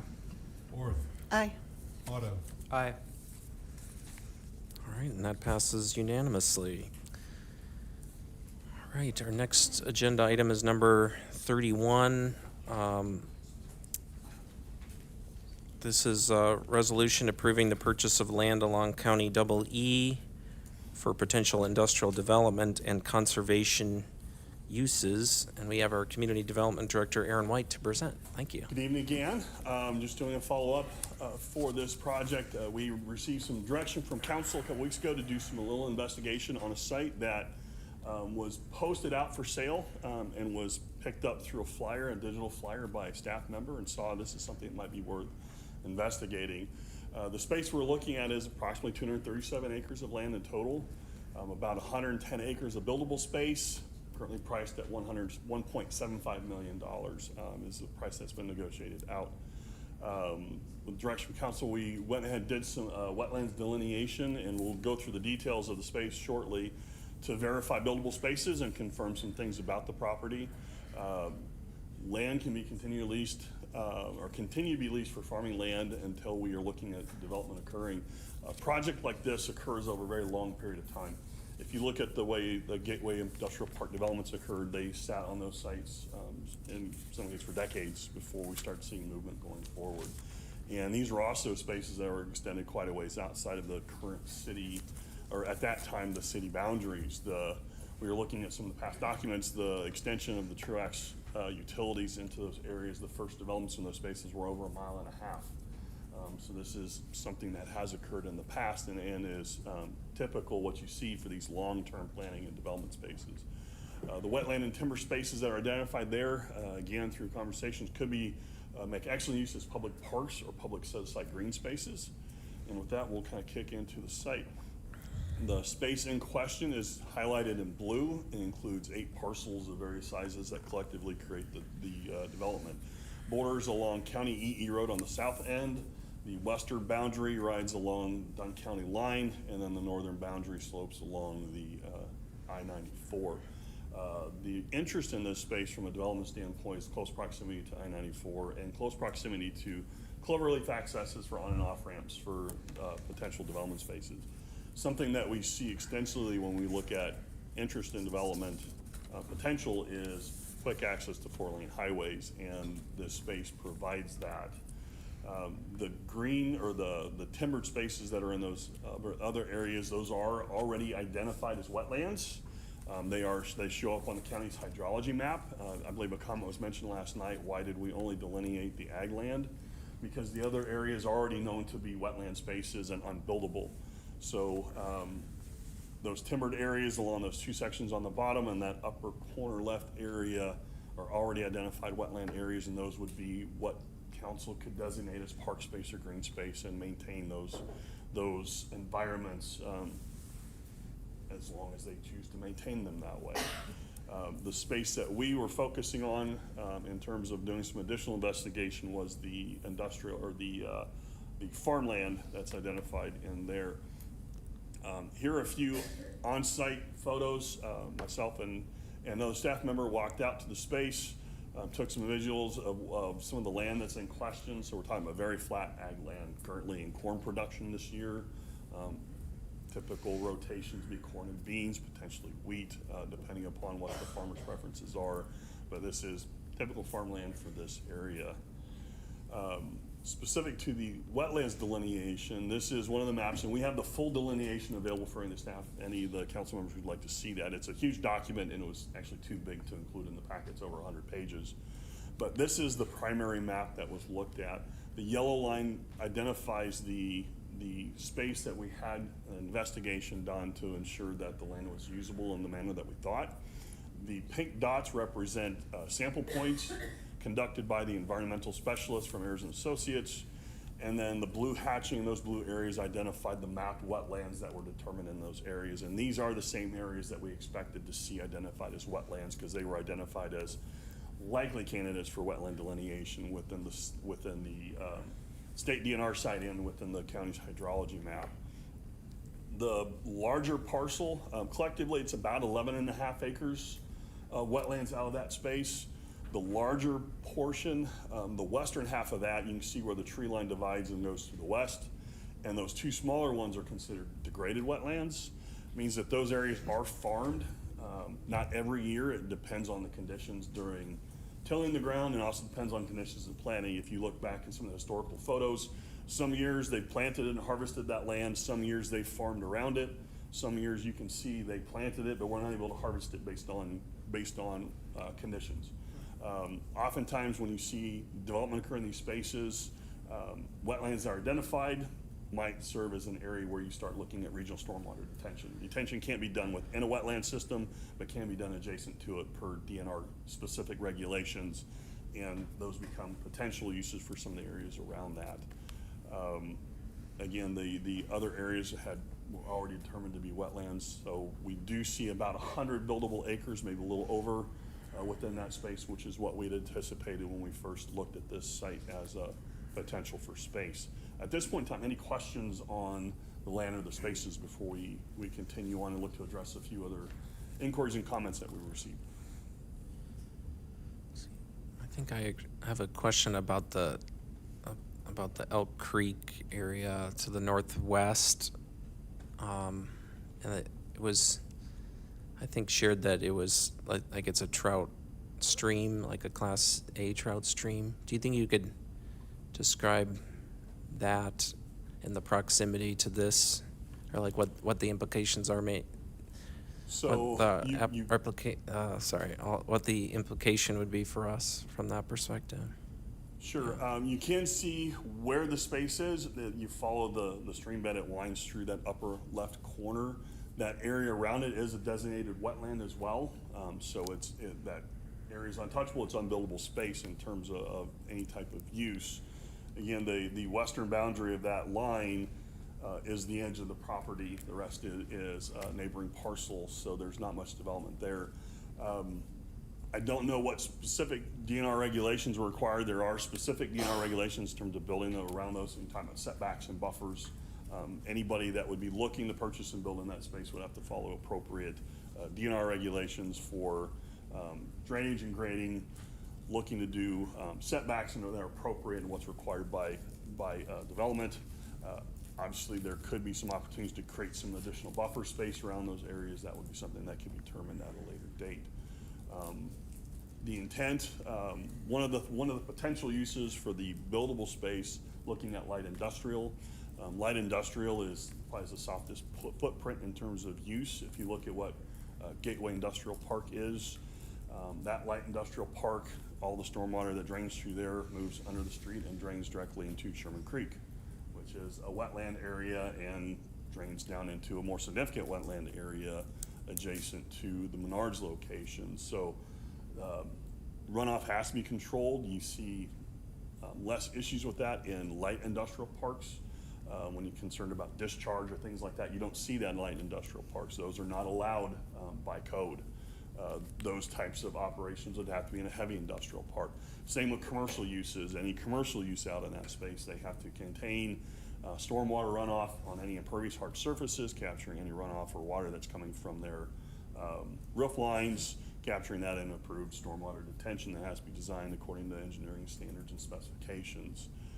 Something to point out is ag land, if it's not organically farmed, what you might see is commercial applications of fertilizer and pesticides, which are less controlled than a lot of what you see in terms of developed spaces. And I can speak from experience this. I farmed for a living for a number of years in southern Iowa before I left the farm and ended up getting into economic development. So operations, like I said, unless they're organic operations, which hold off on any of that type of use, can see that same type of chemical applications, commercial fertilizer applications, particularly nitrogen, phosphorus, could be in this area. You would not see that type of operation anymore when it moves away from agriculture. I don't know if that was helpful on that.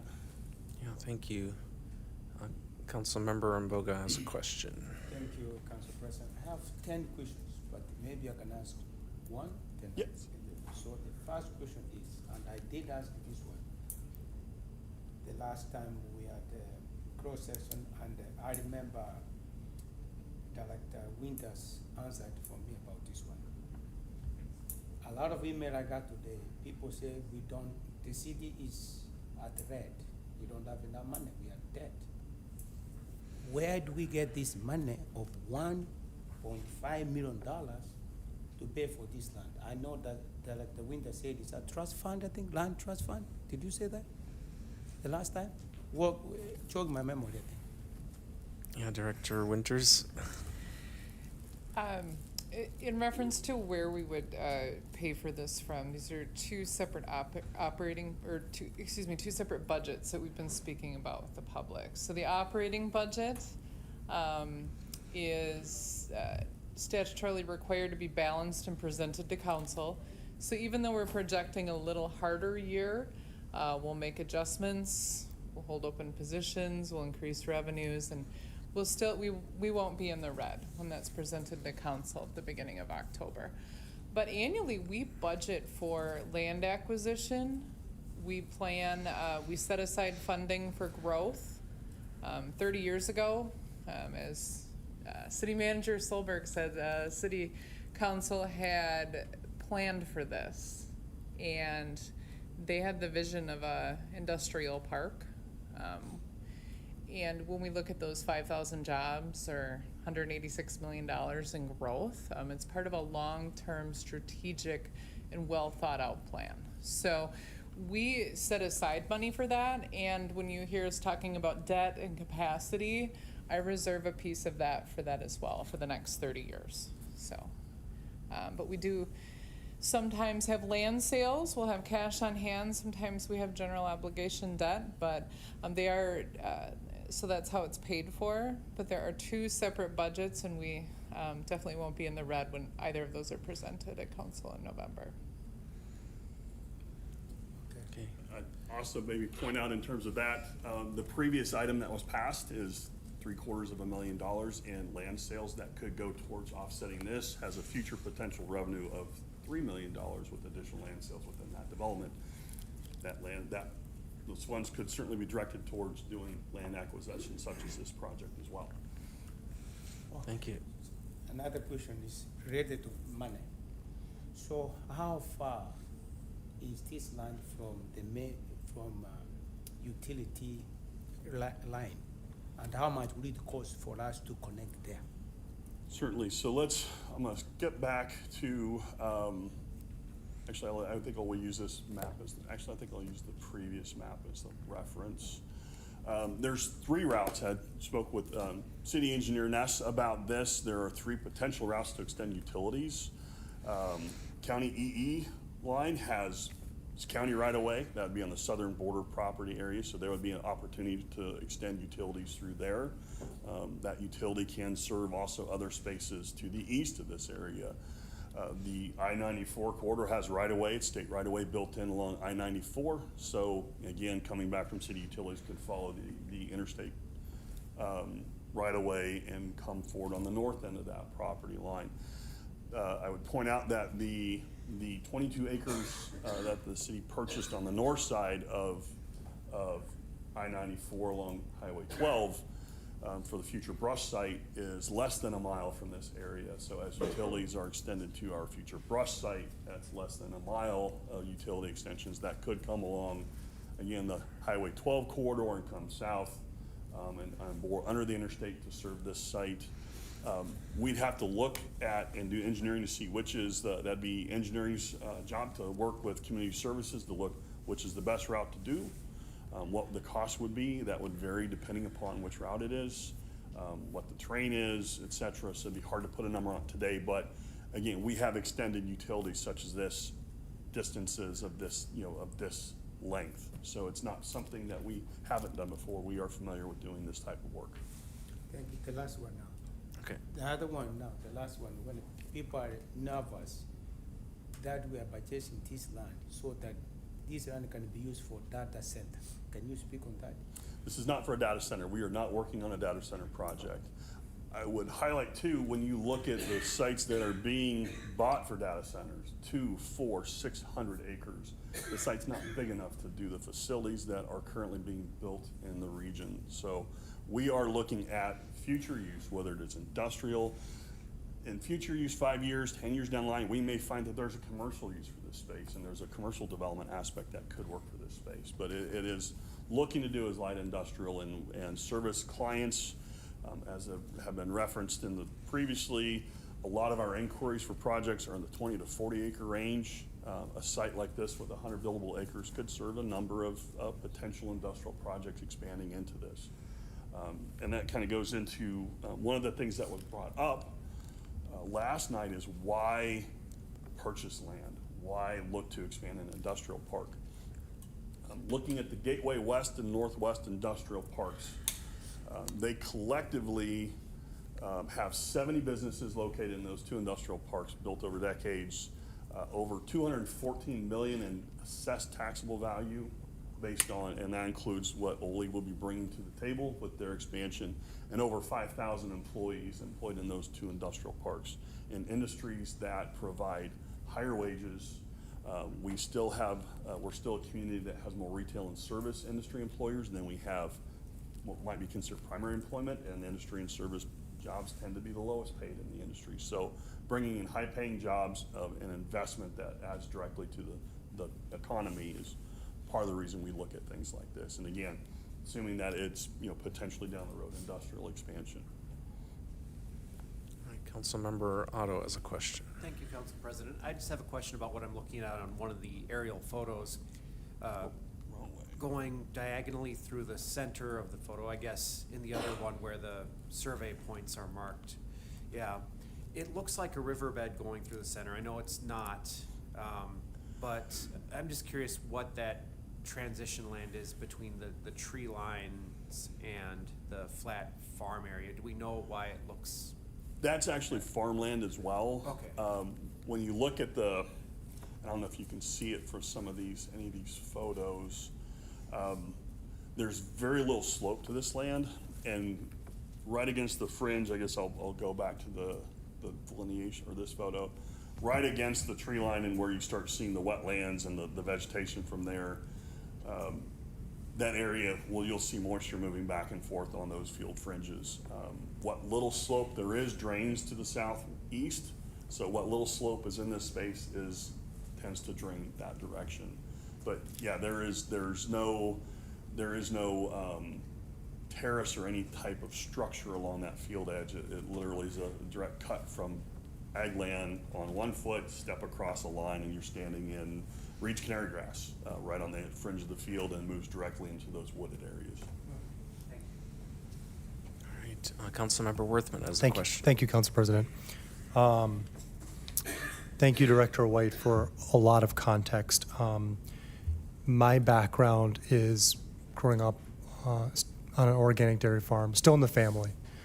And in my current work, I'm focused on Minnesota state policy around supporting wetlands and peatlands of the state that were previously drained and ditched, helping them make a comeback because of their importance.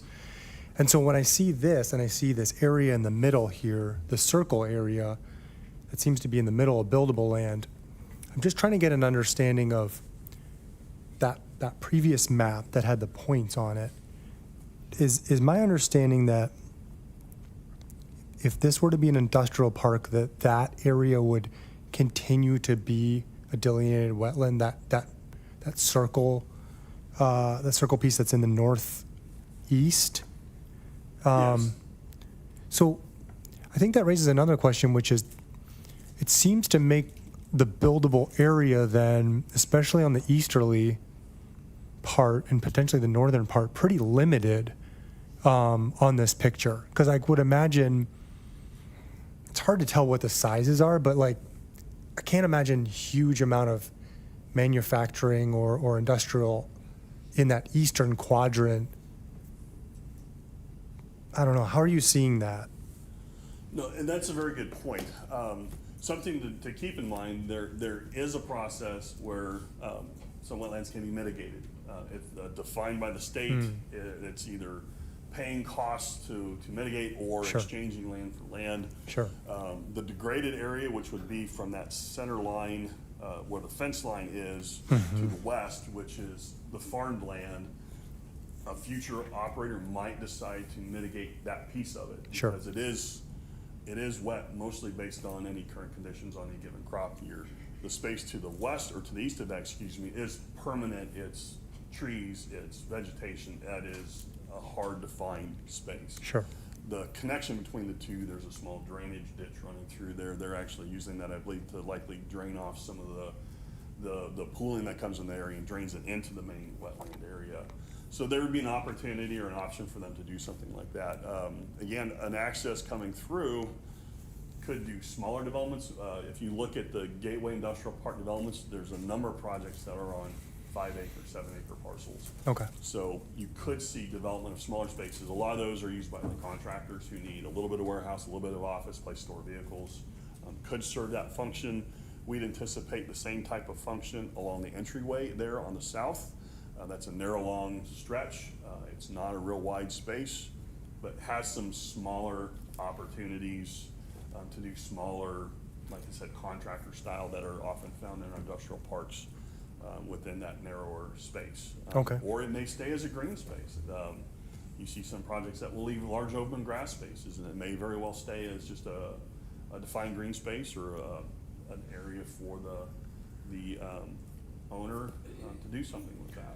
Could I ask a follow-up?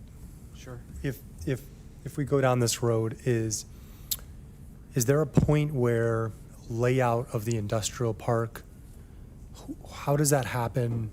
Does that come back to this body and the public? And then, my interest would be that we're being very thoughtful about how that development happens and how we create meaningful buffers to things like Class A trout streams, et cetera. So would there be a process for that?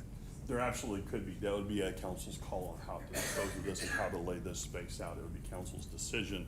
One of the questions that had been asked was is there interest in this space, particularly from like a management side of things? We did take this parcel and this space to the Gateway Industrial Board at a previous meeting and asked them about their interest in this space. They would be interested in acquiring and managing this space the way they have on other projects. It would be the industrial space alone, again, not the wetland and the timber riparian areas. If the route was eventually this was sold to, say, the Gateway Industrial Board to manage the space, that they would make those determinations in terms of layout. But again, the council could set the terms of how that's moved forward, and maybe it's establishing additional buffering space or whatnot, and it could be defined through the CSM or planning process prior to a sale. Any other questions at this juncture? Although I know you probably have more to your presentation, so. I think I hit most of the points. Again, just want to go this way. I think we hit, the reason we're looking to do the land purchase, we have a lot of interest in the community in terms of growth, whether it's industrial space, commercial space, it comes forward. Land doesn't come up for sale very often. One of the things that spiked the interest of this is the cost per acre is significantly less than what we've seen industrial land sell for. So it becomes an opportunity to save some funding on that side of things as a potential purchase. Again, we covered the utility extension options, which would be formally laid out and determined from an engineering standpoint once they determine the appropriate and the best routes to approach that site. That would be the end of the specific comments and interest I had. I'd be happy to answer any additional questions. So I had kind of a question just about, I know we have our comprehensive plan coming up, like, how do you see that process helping to flesh out, how we envision growth for industrial as well as other land uses in that, in this area, and also just like, how do the towns in the area like participate in that discussion, or like have a voice, and when we are talking about, doing, purchasing land that is, not contiguous to the city, and we're talking about other potential land that we may be interested in? It's a great question. So our interactions with the different townships and communities involved are helpfully governed by intergovernmental territorial agreements or intergovernmental boundary agreements. We have a number of those with the small townships and communities surrounding us, and those can be renewed. There may be opportunities to look at how we can partner collectively on some of these spaces as we advance forward. The one thing we are looking to do and planning to do through the comprehensive plan is to really thoughtfully map out what we see and where we're seeing the growth of the community, particularly when we have private partners, private owners that are reaching out to me saying, we want to see growth and this is what we have plans for, and it may require city utilities. In years past, they tended to not look actively at what the city might be able to utilize land in some of these outer spaces. This year, we're going to definitely make a map geared towards how we envision growth and where we see that growth occur. What we end up having to do when you don't take into account what the community is going to do is you're constantly having to amend your comprehensive plan every time a project comes forward.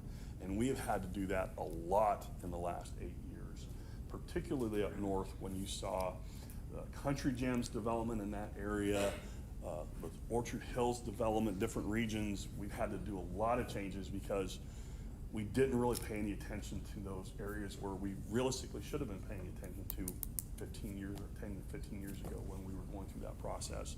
We hope to take a more comprehensive look at what's going on, and then again make opportunities or see where their opportunities are to work with the surrounding communities. I know City Manager Solberg has expressed interest in reaching out, whether through the county or through other partners, and seeing how we can collectively make the Chippewa Valley successful.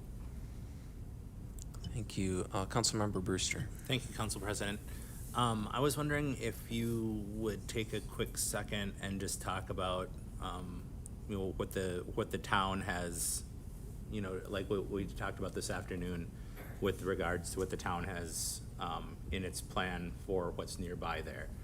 So it's like not, you know what I'm referring to, like between 12 and 94. Absolutely. So the photos we have don't capture the full area, but if you look at the Partridge Road, so County EE heading to the east and spaces along Highway 12 as they come out, all those areas facing and fronting the I-94 see heavy commercial development. You see truck repair places. There's a skid loader place, so skid steer, dealership and rental place, semi-truck repair places, industrial spaces.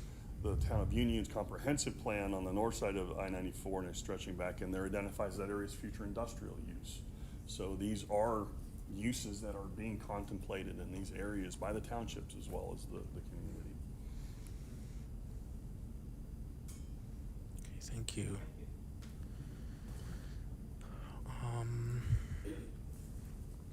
Could you give us a sense of like the time sensitiveness of an opportunity like this in terms of what we're voting on? Is it something that we have, like, is there like an urgency to act like at this meeting, you know, or how much time do we have to make a decision, I guess would be the Certainly. question. So the time sensitivity is probably based on more on the owners. That it's actively posted for sale. They are advertising it as a recreational property.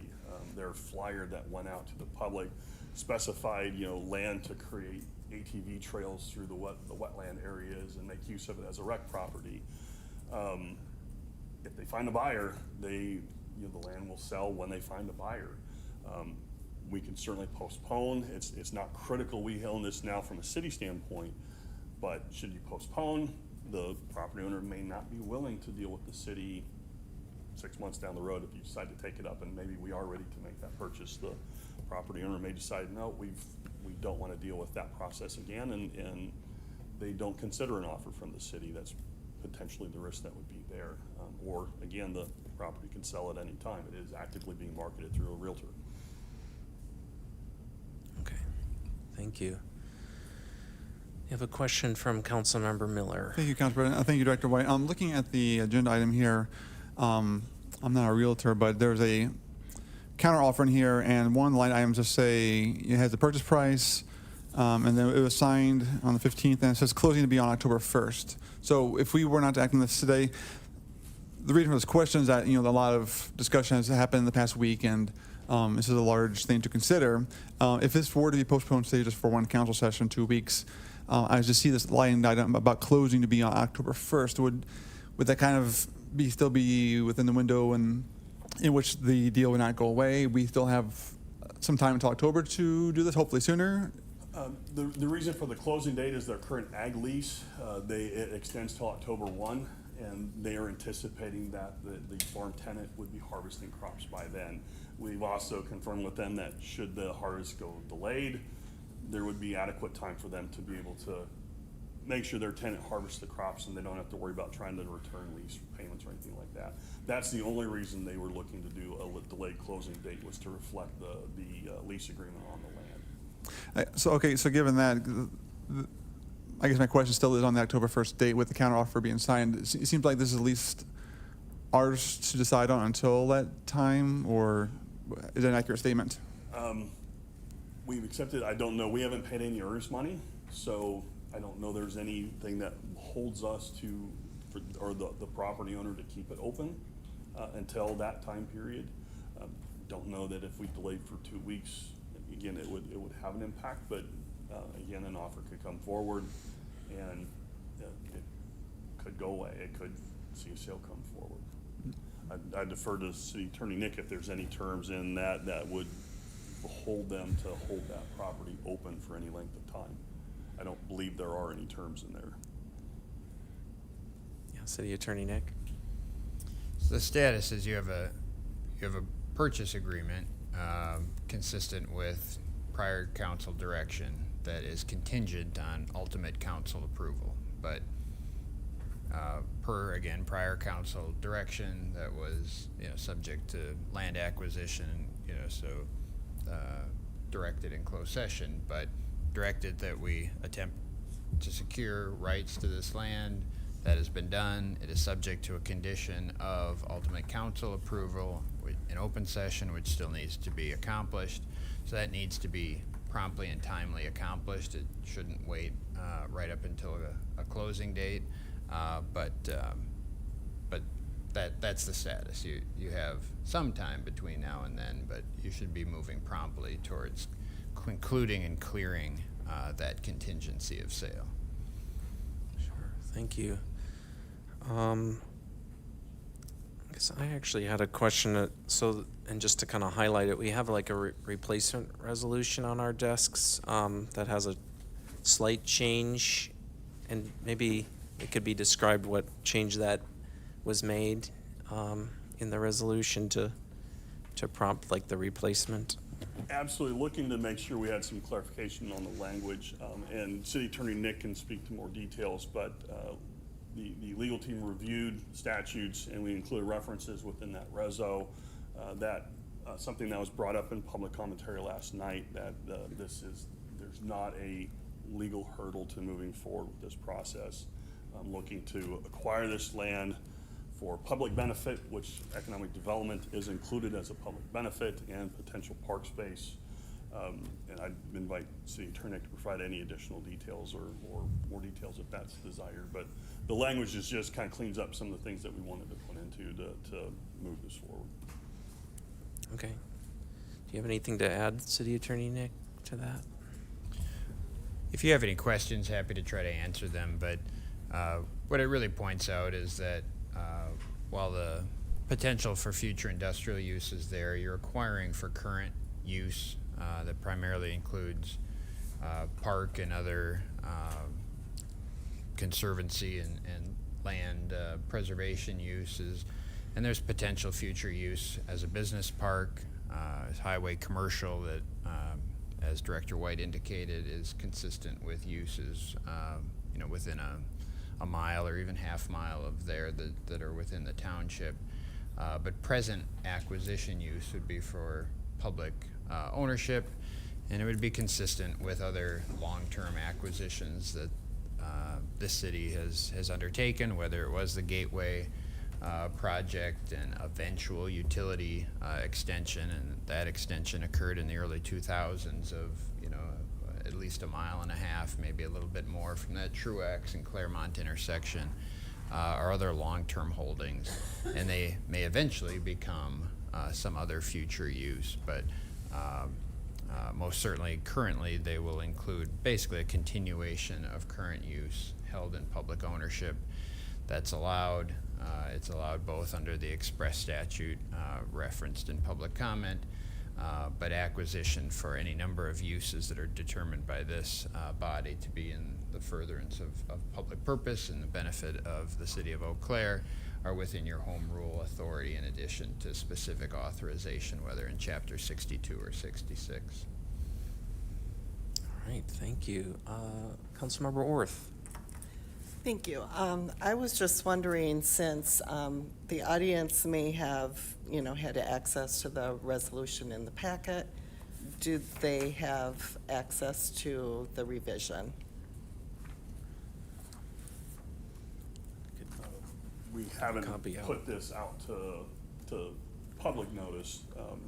It's I don't know if you want to specify, is there anything specific to that? So if and when adopted, it'll be noted as a resolution like all your others once signed and published. Okay. Would it be possible to just put a copy on the screen, potentially for the rest of the? Certainly. Because I can. Yeah.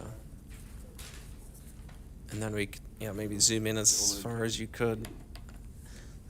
Not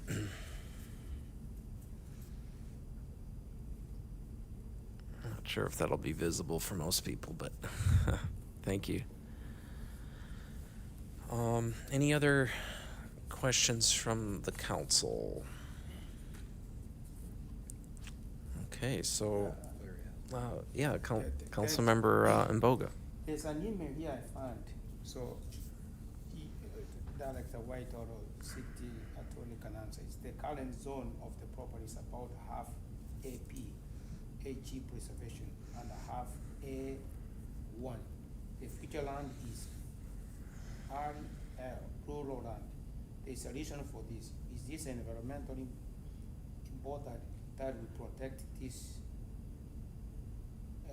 this land, but is not for industrialized or development? Can you guys speak on this, please? That's a county zoning designation. It doesn't exist within the city of Eau Claire. I would be hard pressed to be able to guess what their purpose of that is. Typically, it is they want to keep, from the county standpoint, they keep those areas as agricultural. But again, it's something that's not something that we work with. And at some point in time, if the property is, if it's acquired and eventually it would be annexed in the city, it would fall under city zoning and code requirements. The last one, why this land, the address is Elko Mount, not Eau Claire or Union? Pardon? The address of this land is in Elko Mount. Do you know that? The address is? The address of the land. It's in Elk Mound, Wisconsin. Because it's more likely it's proximity to Elk Mound, which is just across the county line road. It's not it's not in Elk Mound. It's not in Dunn County. It's in Eau Claire County, but that's the proximity to the nearest town for address. You'll see that in rural areas. They'll tend to address to the closest mailbox or post office. Thank you. All right. Well, I think we'll move this item. So we have on a motion by Vice President Schoen and seconded by Councilmember Mboga, this item is moved. Is there any discussion among council members here? We have, let's see, Vice President Schoen. Thank you, Council President Gregor. I wanted to share, I understand the value that our industrial park brings to the community, and I understand that there's a need to acquire more land so that, right, the jobs that come with that, the different opportunities that become available to our community, the investment from those groups that build in those spaces, employ people there, that's all incredibly important. And I've certainly supported different efforts like this in the past, but this particular site to me is one that I personally will not be supporting. Looking at, and I want to talk a little bit about why, just to offer that for clarity. One of the things that stood out to me quickly is the distance from our city limits. I know that staff did a great job of overviewing proximity to other more recently acquired properties, but the distance feels quite far to me. And then also the environmental resources that exist on this site and tangential to it are exceptional. Elk Creek in particular is a Class 1 trout stream, which was referenced earlier in conversation, and it's also by Wisconsin DNR noted as an outstanding resource water, which is a very special designation, which means Elk Creek does not have any point source pollutants contributing to its water flow right now. And so the idea of placing an industrial park, which would be a point source pollutant or polluter within less than 300 feet from the banks of Elk Creek, it's just something for me that I understand there's potential compromises in the development as we move forward if this does pass, that I really do hope that staff and future developers take seriously about ensuring there's adequate conservation measures implemented here. But it's one for me that I can't support at this time. Thank you, Vice President Schoen. Councilmember Serrano. Thank you, Council President Gregor. I'm hearing a lot of the concerns about proximity. It seems like the future brush site property is pretty close here. I don't know if is it shown on this picture? Is it that triangle on the top left, right off of the interstate? Is that what that is? Sorry, that was a question. Just outside of the view. It's just outside. Yeah, it's right about in that area, and maybe Okay. a little bit further to the north. So, but it's Thank you. less than a mile from this property. Okay, thank you.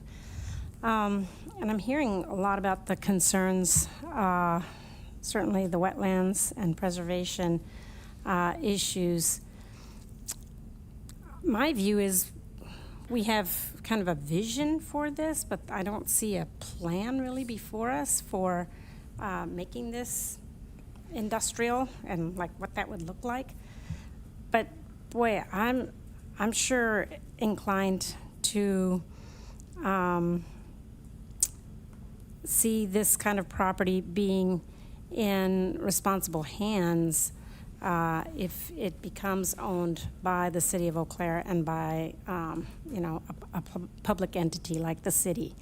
So I kind of feel like we, buying it could potentially put it in a more, a safer place than property, just a private property owner who can just do ATV recreation all through this space. So I see this as a long-term thing, and I think it overall is a balance. It's a good balance of kind of vision for future. We're not spelling out exactly what we're going to do with it specifically yet. It keeps it sort of as is for the time being. And I guess I trust us as a city and as a community to take good care of these sensitive environmental spaces as well. So I think that I will be supporting this. All right, thank you, Councilmember Serrano. We'll go on to Councilmember Otto next. Yeah, thank you, Council President. I was thinking about wetlands during this discussion, and the benefit of wetlands is they absorb rain and prevent floods, and then they release water in times of drought to protect us from drought. And in a way, that's kind of like what the city does when we purchase land. Like, we have these land purchases for the future to protect us from future droughts of revenue sources. And I see this as a long-term investment. We don't know what future uses could be. We know that farm runoff certainly has its problems, and when I was on the Eau Claire County Board, farm runoff was an ever-present threat to water quality. Or industrial use is also a threat to water quality. We don't know, but we do know that this council and the city government values environmental stewardship for whatever use we put it to. And for this reason, and for the fact that I think this is the fiscally responsible choice, protecting us from future fiscal droughts, I support this purchase. Thank you, Councilmember Otto. Councilmember Worthman? Thank you, Council President. We've received a lot of input from community members, both in Eau Claire and Town of Union and nearby. I usually never go on and look at comments on social media, but somehow it just kept on popping up, and people are really paying attention to this issue. Unfortunately, there's also a lot of misinformation out there. I think the number one concern I saw is people concerned about data centers, and that's probably just because there was a lack of information filling the void about what this was and why we're looking at this purchase. But it also speaks to people's just overall concern about growth issues, about how the landscape around them changes, how their neighborhoods change. We saw some of that last night too. I want to thank people for weighing in from those areas with us. I'm torn about this. I mean, on the one hand, I take Council Vice President's comments incredibly serious that,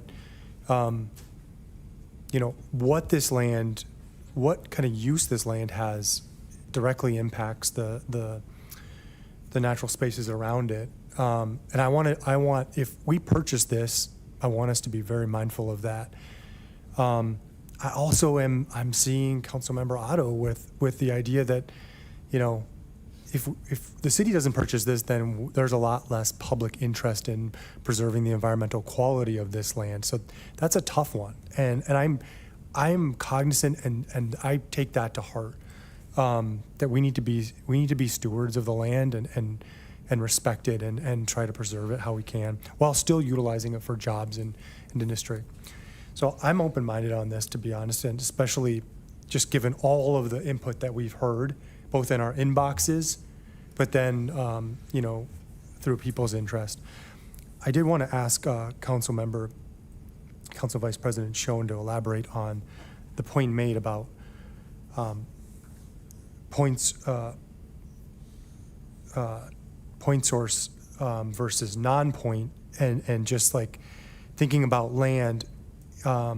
Maybe, you know, when I look at our other industrial parks, my sense is that for the most part, light industry,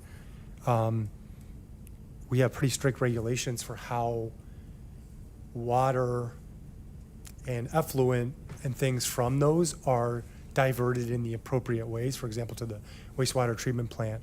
So I just wanted to see if you had any ideas or thoughts on that, because my sense is that we're generally pretty responsible in our industrial parks with what is produced. Not always historically, as we can point to our well fields, but for the most part, it seems like we are. Vice President Schoen, do you have anything to add? Sure. Thank you, Council President Gregert. So I would concur that for point sources in the state of Wisconsin and nationwide, there are very strict regulations typically around what and if they're discharging or emitting. However, I think what's significant here is there's very few water bodies in the state that have a full absence of industrial land use within their watersheds or immediately adjacent to them. And Elk Creek being one of them as an ORW is significant.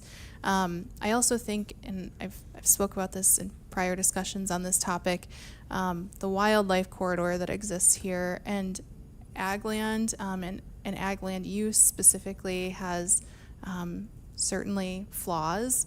And it's difficult to regulate in the state of Wisconsin. However, I think it is much more compatible for birds and wildlife to navigate through and across this property than if there was an industrial park here. So I think not just of the discharge or emissions coming from the facilities, but also the impacts to the landscape and to the wildlife. And again, it's something that we recently, which we've referred to several times in tonight's discussion, acquired property not too far from here, and so I certainly am supportive of acquiring agricultural land and seeing that develop and change land use when it's appropriate. But again, just to me, looking at this site, its ecological setting, proximity to water bodies, to wetlands that are significant, it's just a site to me that does not feel compatible with industrial land use. Thank you, Vice President Schoen. Any other discussion from council? Just some thoughts that I had about it. I just got back on council like 2.5 months ago, but even during when I was running for office, there was a lot of discussion around the need for more industrial land, and I was supportive of that. And really this area northwest of Eau Claire is a prime opportunity, and especially given all the transportation infrastructure that exists with I-94 and Highway 12, and 29 is a bit further to the north, but still in the area, and then also the Union Pacific Railroad line. So it's kind of like this confluence of opportunity, really, for jobs and industry and transportation, but it matters on how we actually can accomplish that and accomplish that cooperatively with our neighbors too. So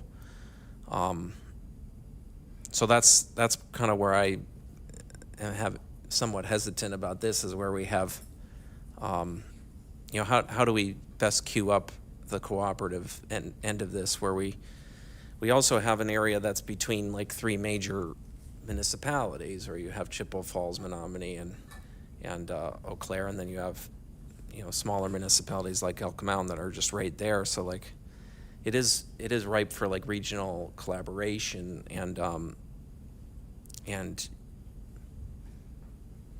that's a lot of work, but I think there's a lot of you know, benefits to cooperation that could make that very worthwhile. So so that's kind of what is on my mind when thinking through this. And the you know, protecting important conservation opportunities is another big piece for me. I actually was involved in helping to preserve Elk Creek Bottoms, where this creek goes into the Chippewa River, and working with Landmark Conservancy to do that. That was technically in Dunn County, but near the Town of Union Conservancy, which the Town of Union has been very proactive about conservation as well. So like,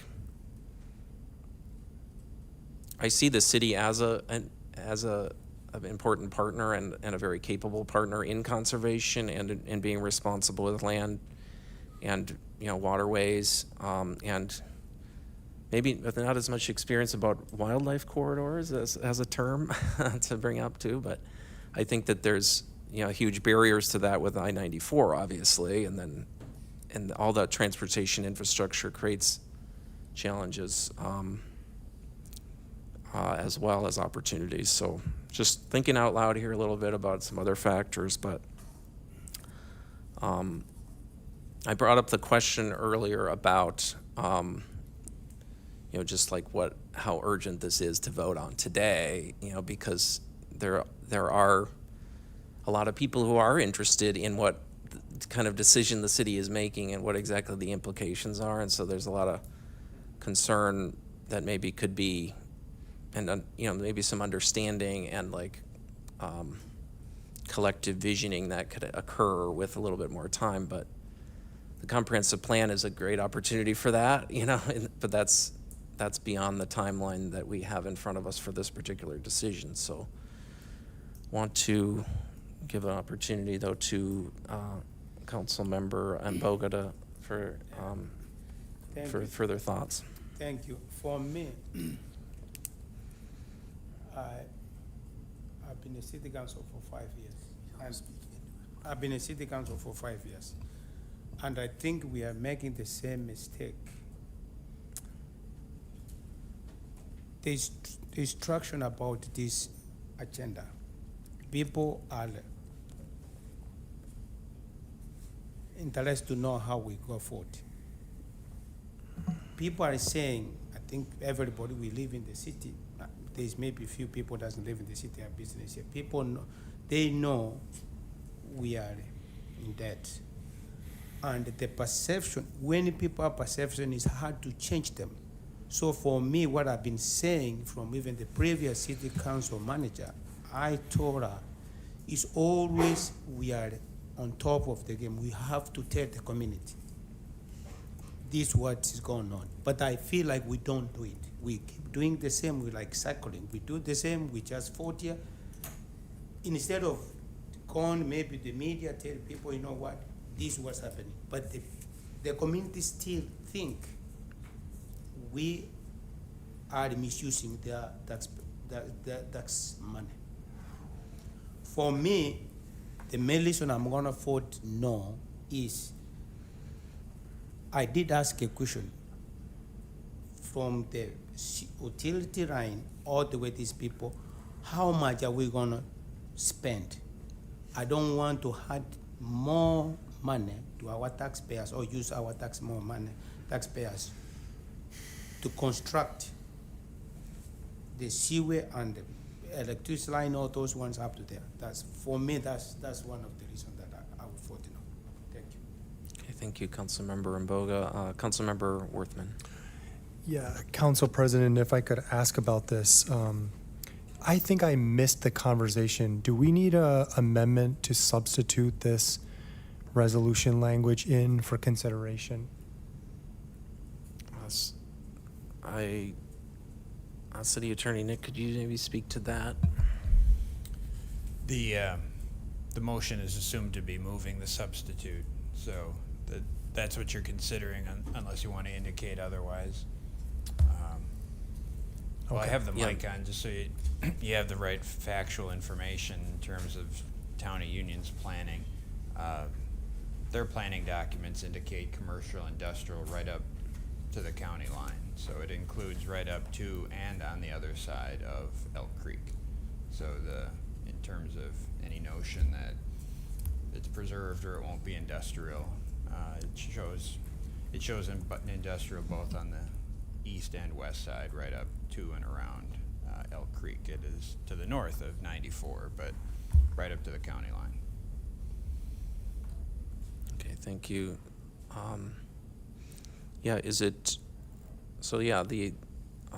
In terms of the question about the resolution, this is what what was laid on our desk and put out on the screen is what we're voting on. Councilmember Worthman. Yeah, I appreciate that. I want to just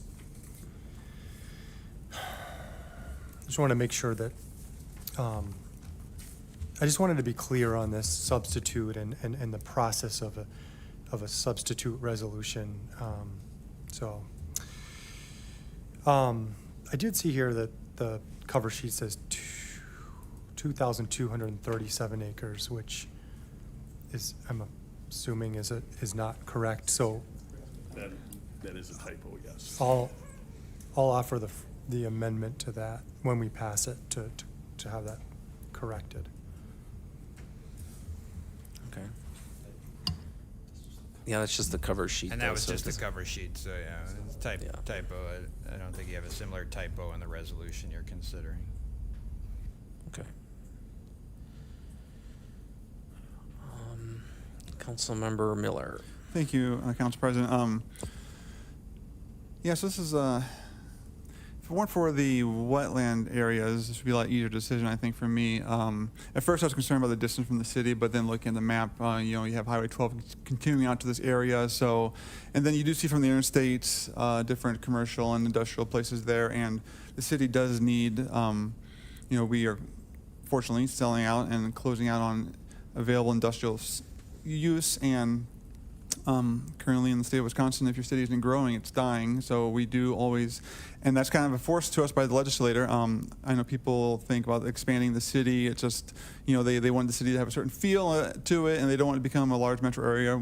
Far from that we are currently, but if we don't keep growing and increasing our tax bases, we just have to keep cutting more and more services. So that's always the double-edged sword with the growth in a municipality in Wisconsin. And then as far as the wetlands are concerned, I would rather not see industrial sites going near these wetlands. But, if we don't purchase this, someone else is going to purchase in the future and do something, and then we don't have the stewardship there to do that. I didn't know, we don't have a site plan for the site. We're just purchasing the land. It could sit here for 5-10 years. I'd be more comfortable if purchasing this, we had some sort of language that's, at least perhaps within so many feet or meters or slope that nothing was built too close to it. But in this lease proposal here today, we don't have like an elevation map to see or the granularity to see that one. I might be interested in seeing if we could put some sort of protections in that to prevent any runoff going down there. That's the hard part here with this watershed. So I'm really on the fence here right now. I'm just sharing my thoughts and concerns in case there's any more discussion on this one here. Yeah, thank you, Councilmember Miller. Councilmember Reed. Thank you, Council President. I have a question for Vice President Schoen. You had mentioned that Elk Creek is an outstanding resource water. And I'm trying to think through, I've visited Eau Claire's wastewater treatment facility, and I've seen how clear our effluent is. And and we are not talking about industrial, but if industrial did go in there and effluent did come out the way that we currently see it, would that change the distinction of Elk Creek from Eau Claire's only ORW, or what's your perspective on that? Vice President Schoen? Thank you, Council President Gregor. Yes, so ORWs, the designation is specific to the fact that that water resource does not have point source polluters within its watershed, and specifically industrial dischargers. And so if an industrial development does go in, whether it is the city of Eau Claire or someone else, it will lose that status. And also I did want to share a fun fact. I did some number crunching.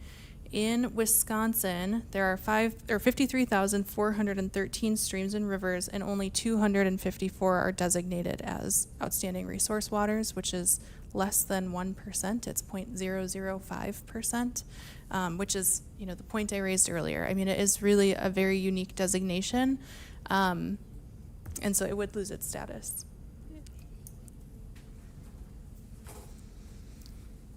Okay, thank you, Vice President Schoen. Councilmember Worthman. I'm going to make a motion to postpone this item.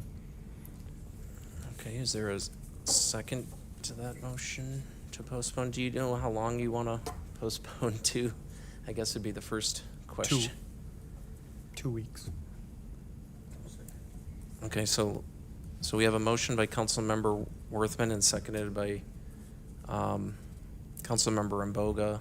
Thanks. To postpone by 2 weeks, is that Yeah. correct? And Appreciate would you it. want to have a public hearing as well the Monday night Yes. before? That'd be agreeable to both of you? Councilmember Worthman, is that agreeable to have a hearing? Okay, so discussion on the motion to postpone by 2 weeks. Councilmember Johnson. Yeah, I would just like to ask what you hope to accomplish by postponing in the next 2 weeks. A lot of questions have been raised. Things that I think we could get some more clarity on about future protection of and delineation of wetlands. Help the public better understand what this is and what this isn't. We have a resolution that was substituted at the last minute that I don't think I saw until we arrived today. Just giving us more time to make this call. Thank you. Thank you. So we'll go to Councilmember Orth for further discussion on the motion to postpone. Yeah, thank you. I feel like the missing piece on a large part is that there has not been a collaborative spirit around this project. And I don't think that postponing for 2 weeks is going to make that happen. So I'm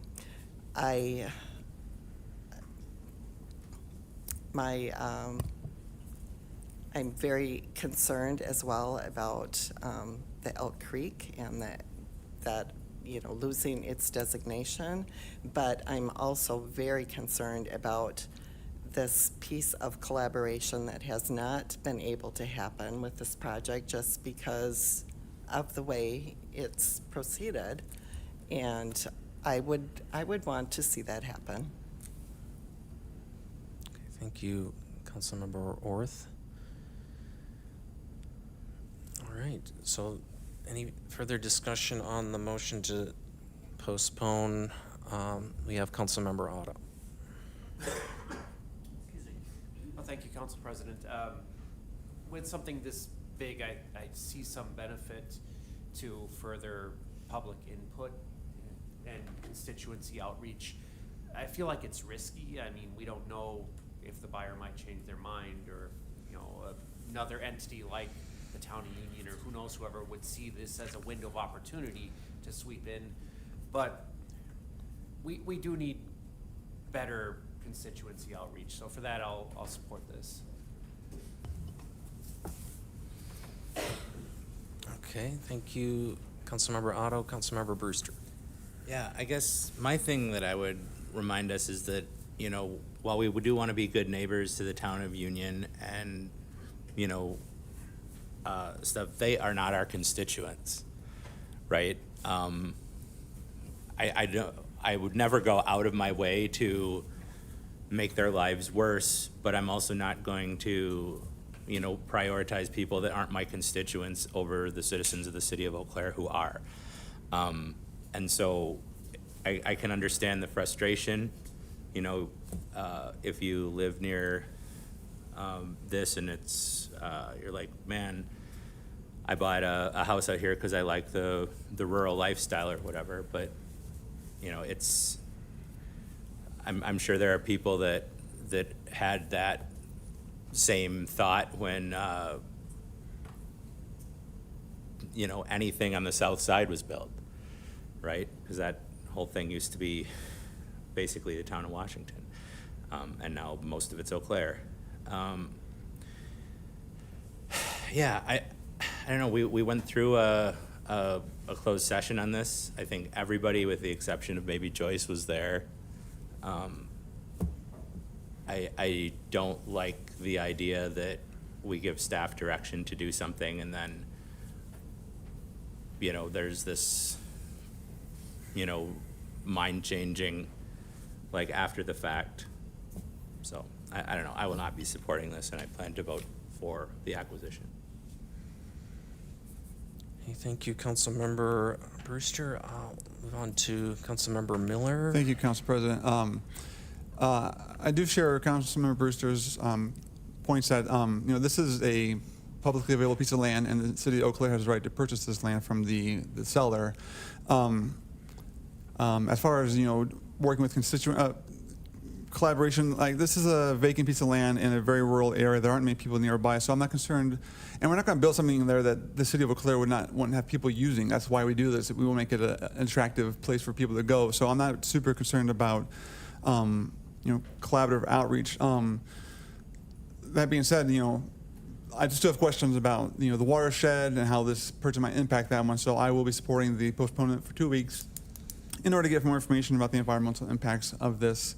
You know, because once we make this decision, it's going to be made, and, you know, what happens with this area will be kind of set on the path from that point forward. So I don't think 2 weeks is too long to make sure all the questions and concerns are answered. So I'll be supporting the postponement for 2 weeks. Okay, thank you, Councilmember Miller. Councilmember Johnson. Thanks, yeah. I'm not going to be supporting this postponement, similar to what Councilmember Brewster had said. And actually, I think this council has been getting in the habit of doing this exact thing where we will provide direction and then we receive some sort of pushback, and our reaction is to postpone indefinitely or push it out when we are here to make the hard decisions. That's why we're elected. That's why we're up here in this seat. We have to make hard decisions. That's the nature of the job. And it's getting at least upsetting to me that we continuously will push things out for 2 weeks when, respectfully, I don't think 2 weeks is going to magically change the opinions of individuals who aren't quite happy with this. And the conversation, as I've been listening, it seems to be a bit confusing to me because people are kind of acting as if there is a planned site that's going to be going in right here, when in reality what's in front of us is a purchase. To purchase this land, to have on our books, to be able to use maybe in the future. But it is then available for us, and it's then quite the possibility if we decide not to purchase it, someone else could grab it, and then everything we're saying that could happen negatively is no longer in our control. I don't see any use in my mind of postponing by 2 weeks, and I think it's becoming a little upsetting to me that we're not willing to just, you know, make the hard decision. That's why we're up here, and I think we need to get in a better habit of doing so. I'm not going to be supporting the postponement. I will be supporting the acquisition. I think it's in our best interest, and frankly probably the best interest of this land, that the city has it, and we can then put in place some of the guidelines and the guardrails that we want moving forward if we have it. If we don't, if someone else has it, it becomes private land, it's off our hands. We don't have that input anymore. I think it is in our best interest to acquire this land and start that process tonight. Can I Yeah, respond? yeah, Councilmember Mbogo, would you like Thank to? you. Okay. Council Priest and Council Johnson. We are elected, thank you. But the people elected are the one complaining. Some of them are complaining. If then we don't listen to them, then we don't listen to why they elected us. The time we gave the election to our city staff, we not have all this information. The information will just come. There's more information will just come. That's why we say late, postpone for 2 more weeks. Okay, thank you, Councilmember Mboga. Vice President Schoen. I'd like to call the question on postponement. Okay. All right, so let's move toward the vote here on the motion to postpone by 2 weeks, and this would have a public hearing on the Monday night before. So City Clerk, please call the roll. Councilmember Schoen, No. Serrano, No. Worthman, Aye. Brewster, No. Gregor, Aye. Johnson, No. Imboga, Aye. Miller, No. No. Otto, Aye. Reed. Aye. All right, so that motion to postpone fails by a vote of 5 to 6, by my count, at least. So we will move back to the original motion on whether to purchase this land. So I'm gonna keep track of who wants to speak here. So I think it was Councilmember Brewster first. So if you would like to go. Thank you, Council President. I was wondering, just for the interest of, since we're talking about a lot of what ifs and whatever, if maybe, Director Ness or even City Manager Solberg, as engineers might have thoughts on like how easy would it be to prevent effluent from going into the stream, that sort of thing. Yeah, thank you, Councilmember Brewster. Director Ness, would you like to perhaps speak to that as our engineering director? I appreciate the question. Related to any land development, we work with the DNR and follow the codes that are within the standards, the state standards and statutes. With the stream designations within our SSA boundaries, we have the guidelines that we have to follow. So anything that is brought forward related to this, we would follow those guidelines. One thing that that we can look into are the discharge permits that we have within the city, within our industrial parks, and we can get that information to you to provide that. But right now, to my knowledge, and if others know differently, they can correct me. Cascade has a permit, Banbury Place has a permit that is separate from the city's, but discharge for sanitary or water treatment. Otherwise, our plant takes care of treatment from the industrial parks, to my knowledge. Thank you. Yeah, thank you, Director Ness. City Manager Solberg. Yeah, I was just going to throw my engineer hat on and supplement Director Ness's a little bit. With this area here, and I wasn't aware that Elk Creek has that that designation. My dad grew up on Elk Creek and trout fished out there, so I know it's a good trout fishery.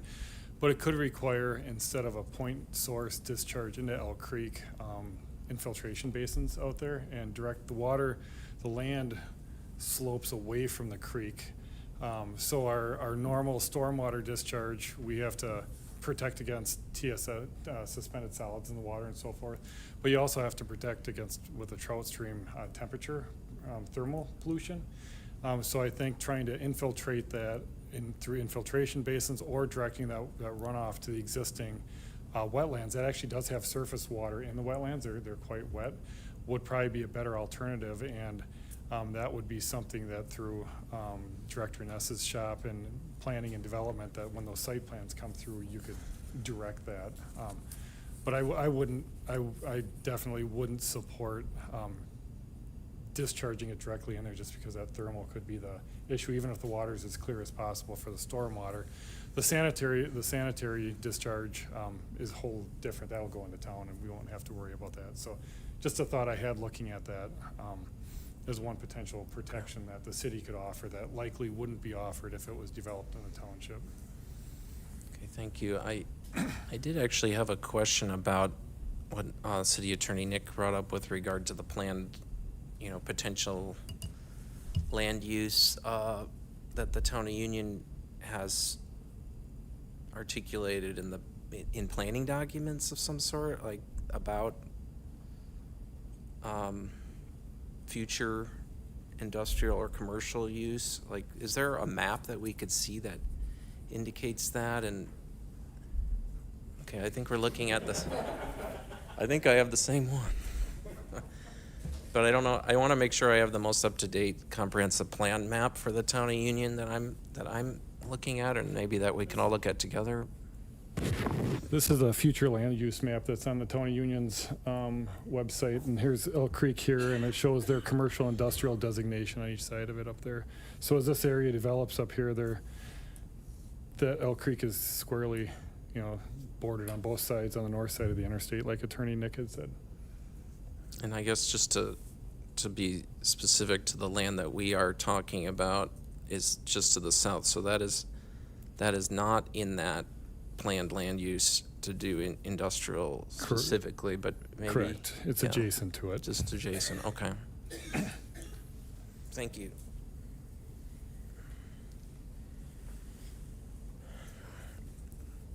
I just love maps so much that I had to dig that one up, but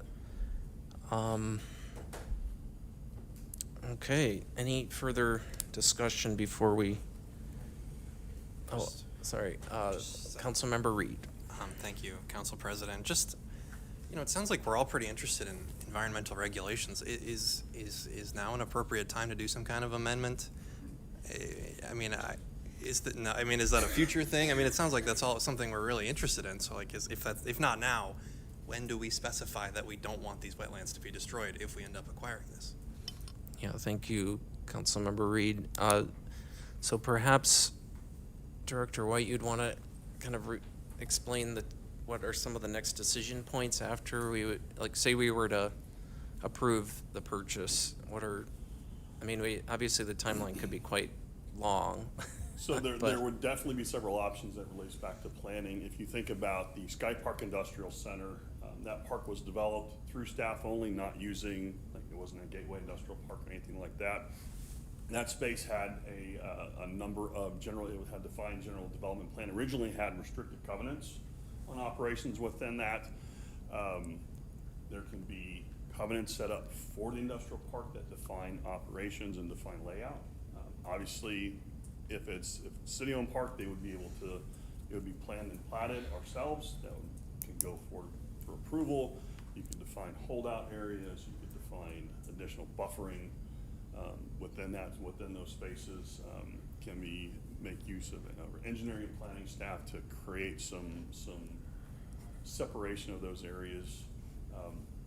I know as our two engineers pointed out, when talking light industrial, none of our light industrials discharge anything beyond stormwater and stormwater retention. Operations, like we talk about with effluent that are being dumped, discharged by Cascade, discharged by Banbury, those are heavy industrial zoned areas, which is where you see that type of activity occur. So there's some built-in safeguards by defining what type of operations you do within that area, and that's defined by code and what's allowed within those types of operations. Whether it's a commercial corridor or a light industrial park, there's some built-in safeguards just in terms of what's allowed by a zoning standpoint. But yeah, that could be defined in the planning process. We have the staffing capacity to lay out some plat and corridors that could be marketed out for sale, and we can define what the terms of those sales are. That's up to council. All right. Thank you, Director White.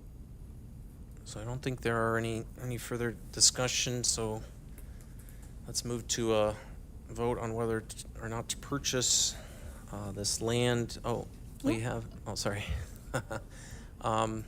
City Clerk, would you please call the roll?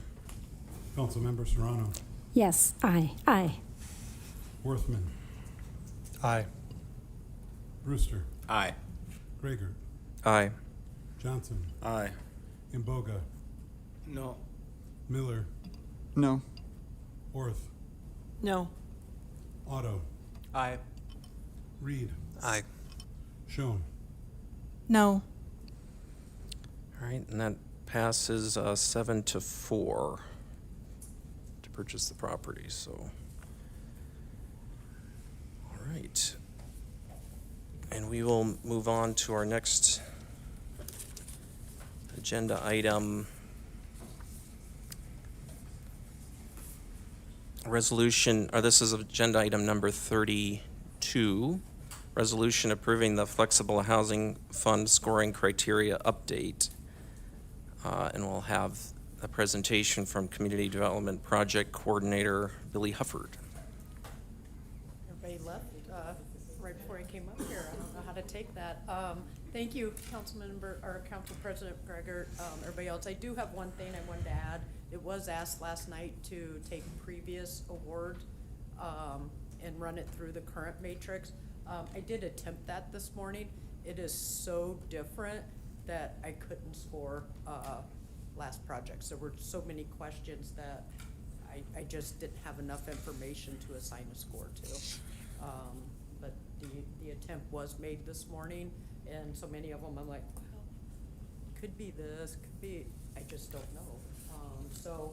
Other than that, I have nothing further to add, but would be happy to answer questions. All right, thank you. Let's see, we'll go to Councilmember Miller. Thank you, Council President.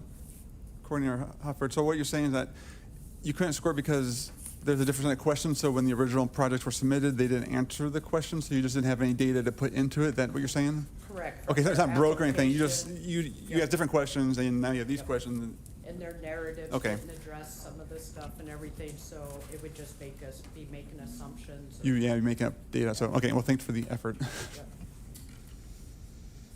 All right, thank you for that question. Let's see. So are there any other, so it doesn't appear to be any other questions, so I will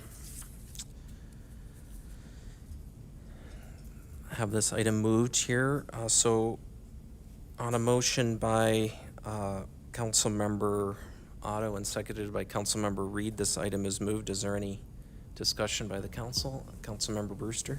I have what very well might be a legal question that I'm hoping City Attorney Nick might be able to clarify.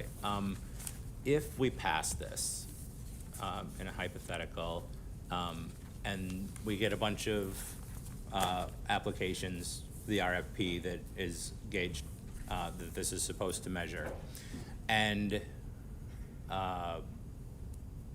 they all come to council, and Hawk has picked this one using the matrix and whatever, and we're like, actually, council likes this one better for whatever reason. Does that open us up legally to not like following our own guidelines in any particular fashion? And if so, if you could maybe touch on how we might potentially mitigate that liability. Yeah, City Attorney Nick. Thank you. Well, I approach such questions with a certain degree of trepidation of, how can I make another side's claim against us in public session? Likely not. So ultimately you retain, have you brought enough to share, Councilmember Imboga? Seems as though he has. So ultimately, you retain the decision to accept some, all, none. The applicants, you'd accept. Obviously, also have the right to sort of alter scoring matrices. So, I think you have to make reasonably rational decisions. There has to be some non-arbitrary basis for your decision. You are setting out a set of standards, and sort of should you wholly change from it, what you may want to do is reject them all and relist if you think it leads to sort of unreasonable, absurd results. So you certainly, you have the final word on it. But obviously you don't want to adopt something that is going to lead people down sort of a Primrose Pass or worse, that misuses, their and our time. But in the end, council's got to approve it when these things come back to you. Say that again? Council has to approve? Yeah, council has the ultimate approval authority, and so the matrix and the work of Hawk is important, but it's a recommendation. Thank you. All right, so Councilmember Miller. Thank you, Council President. Just to clarify City Attorney Nick's statement. So just for instance, say we got one came back with a score of 75, another came back with a score of 64, but we kind of like the 64 one better. We are within our legal rights to approve the 64, even though it came back lower than 75 or whatever I just said. Is that a factual statement? I think you'd want to identify the reasons for doing so, but yes, this is not a statutory process. You're not sort of, in sort of qualified bidder mode or things like that. So you're going to have flexibility when the projects come back to you. It is informative, but not mandatory upon your choices. All right, Councilmember Serrano. Thank you, Council President Gregert. Yeah, I just want to put that slight clarification into my own language and make sure that it checks. This is helping to give, yes, council is good with the scoring criteria for this, for the RFP process that the Hawk might use, and the Hawk is an advisory commission to the council. So this is saying we empower you to continue to use this criteria to bring us advisory information, and it's still council's purview to decide in that way. Is that accurate? Yes, thank you. Thank you. All right. Any other discussion? Councilmember Brewster? Yeah, I haven't been involved in this, and this is when we got the packet was the first time I had a chance to look at it. And based on what my understanding. Point of order, did we move this yet? Yeah, I believe it was moved. Yes, okay. Yeah. Sorry, thanks. Yeah, no worries. Well, now I don't remember what I was going to say. It's your first time. Oh yeah, first time reading it, and I guess, if I think there's a lot potential to be improved on it. I don't think it gives enough credit to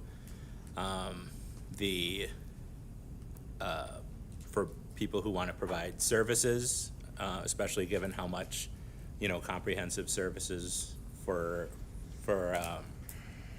some folks can cost. I don't think it gives enough credit for perpetual affordability over a 20-year affordability or a 15-year affordability. And I'm just really uncomfortable with telling Hawk to judge projects that might come in based on this rubric. Like I said, first time I've looked at it, haven't been party to the conversations.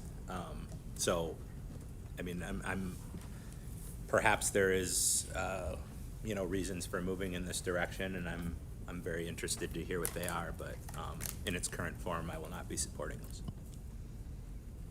All right, thank you, Councilmember Brewster. Vice President Schoen. Thank you, Council President Gregor. As the councilor who has served at Hawk for 2 going on 3 years, I do want to speak in support of this rubric as it stands, as it's written. I understand the concerns and questions that have been asked, but I want to offer the context that Housing Opportunities Commission, full of lots of affordable housing service provider experts, developers, like it's a very unique commission to serve on, like probably one of my favorite, don't tell anyone else. But this took Hawk over 6 months of time and effort and difficult discussions and special meetings.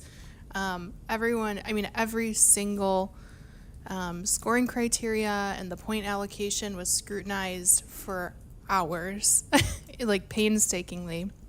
And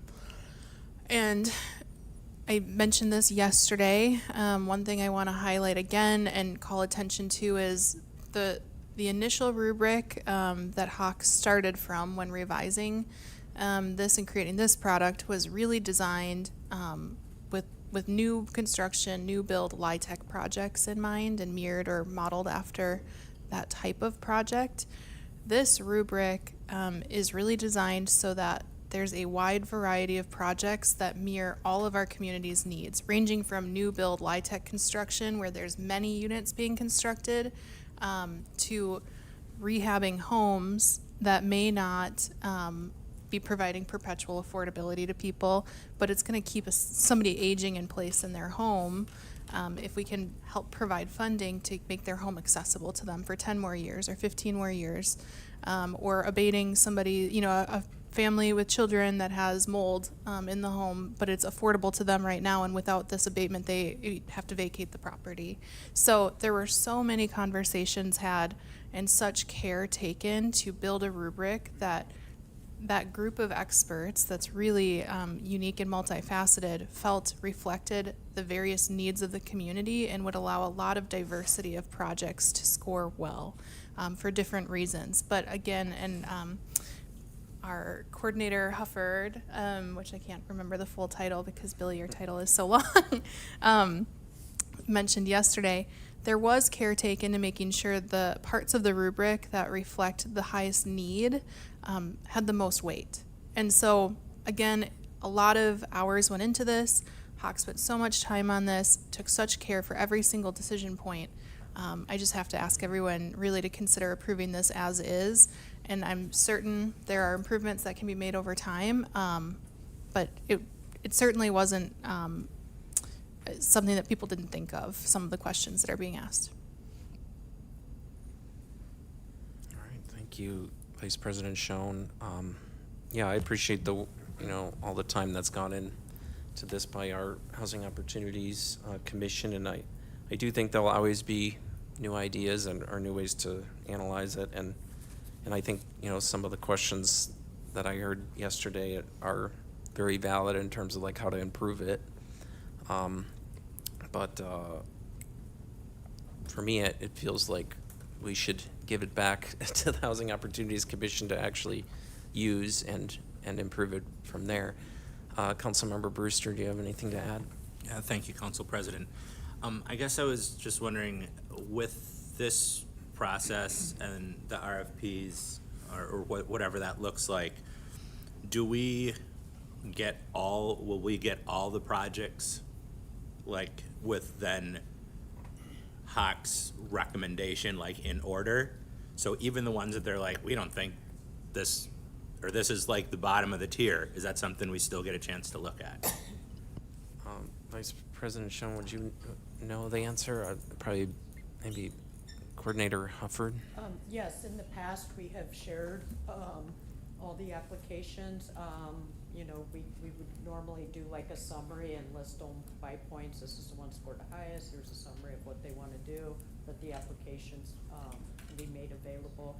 I know the first one, Prairie Heights application, was over 400 pages with narrative and stuff.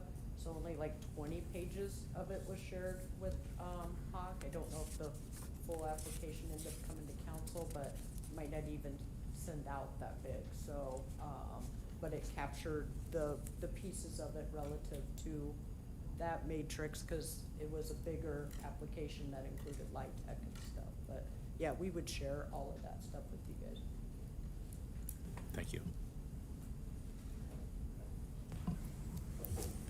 Councilmember Worthman. Council President, if I could share that, I remember the last time that we did this, we actually had to make difficult decisions between, I think, pretty closely scored projects that we were deciding on. And I think what it came down to is they were close and there wasn't a lot of money.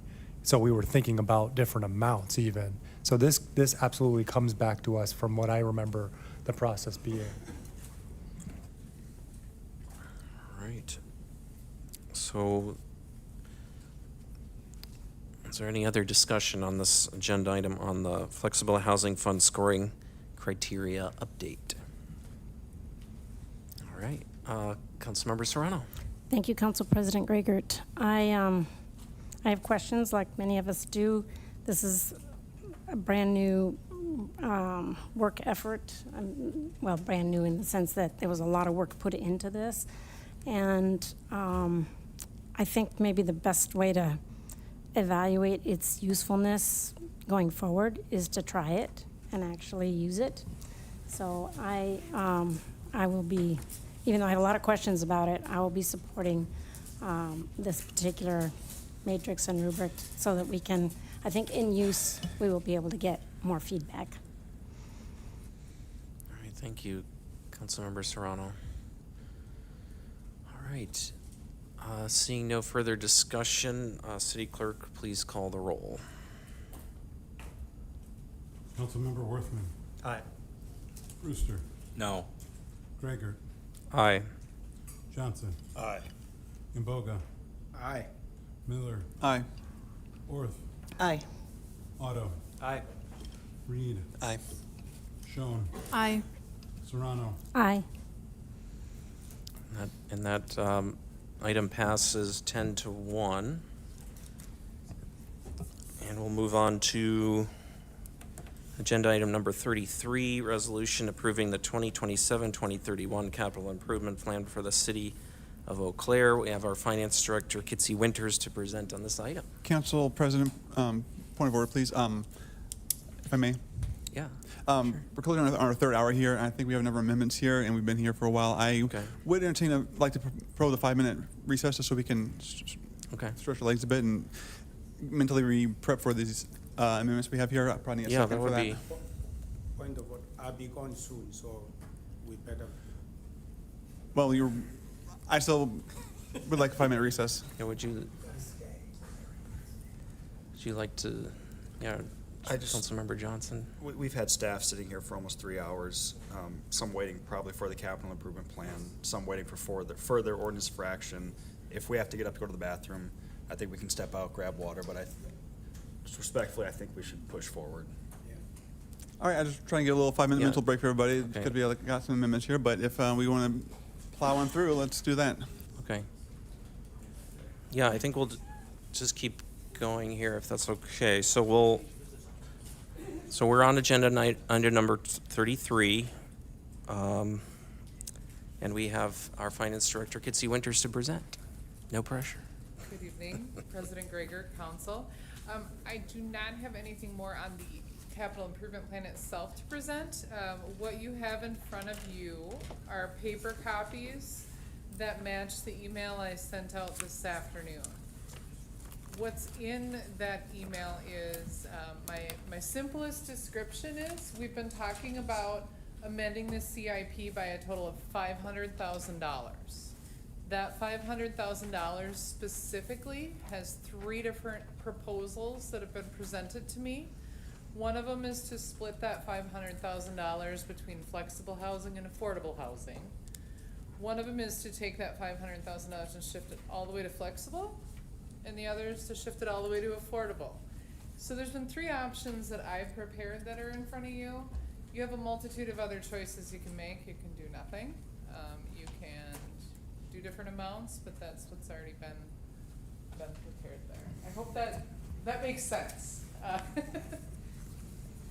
Yeah. But I'm available for any questions or any further clarification on those. Okay, yeah, any questions for Director Winters? Councilmember Worthman, do you have a question? Yes. Whose amendments are these?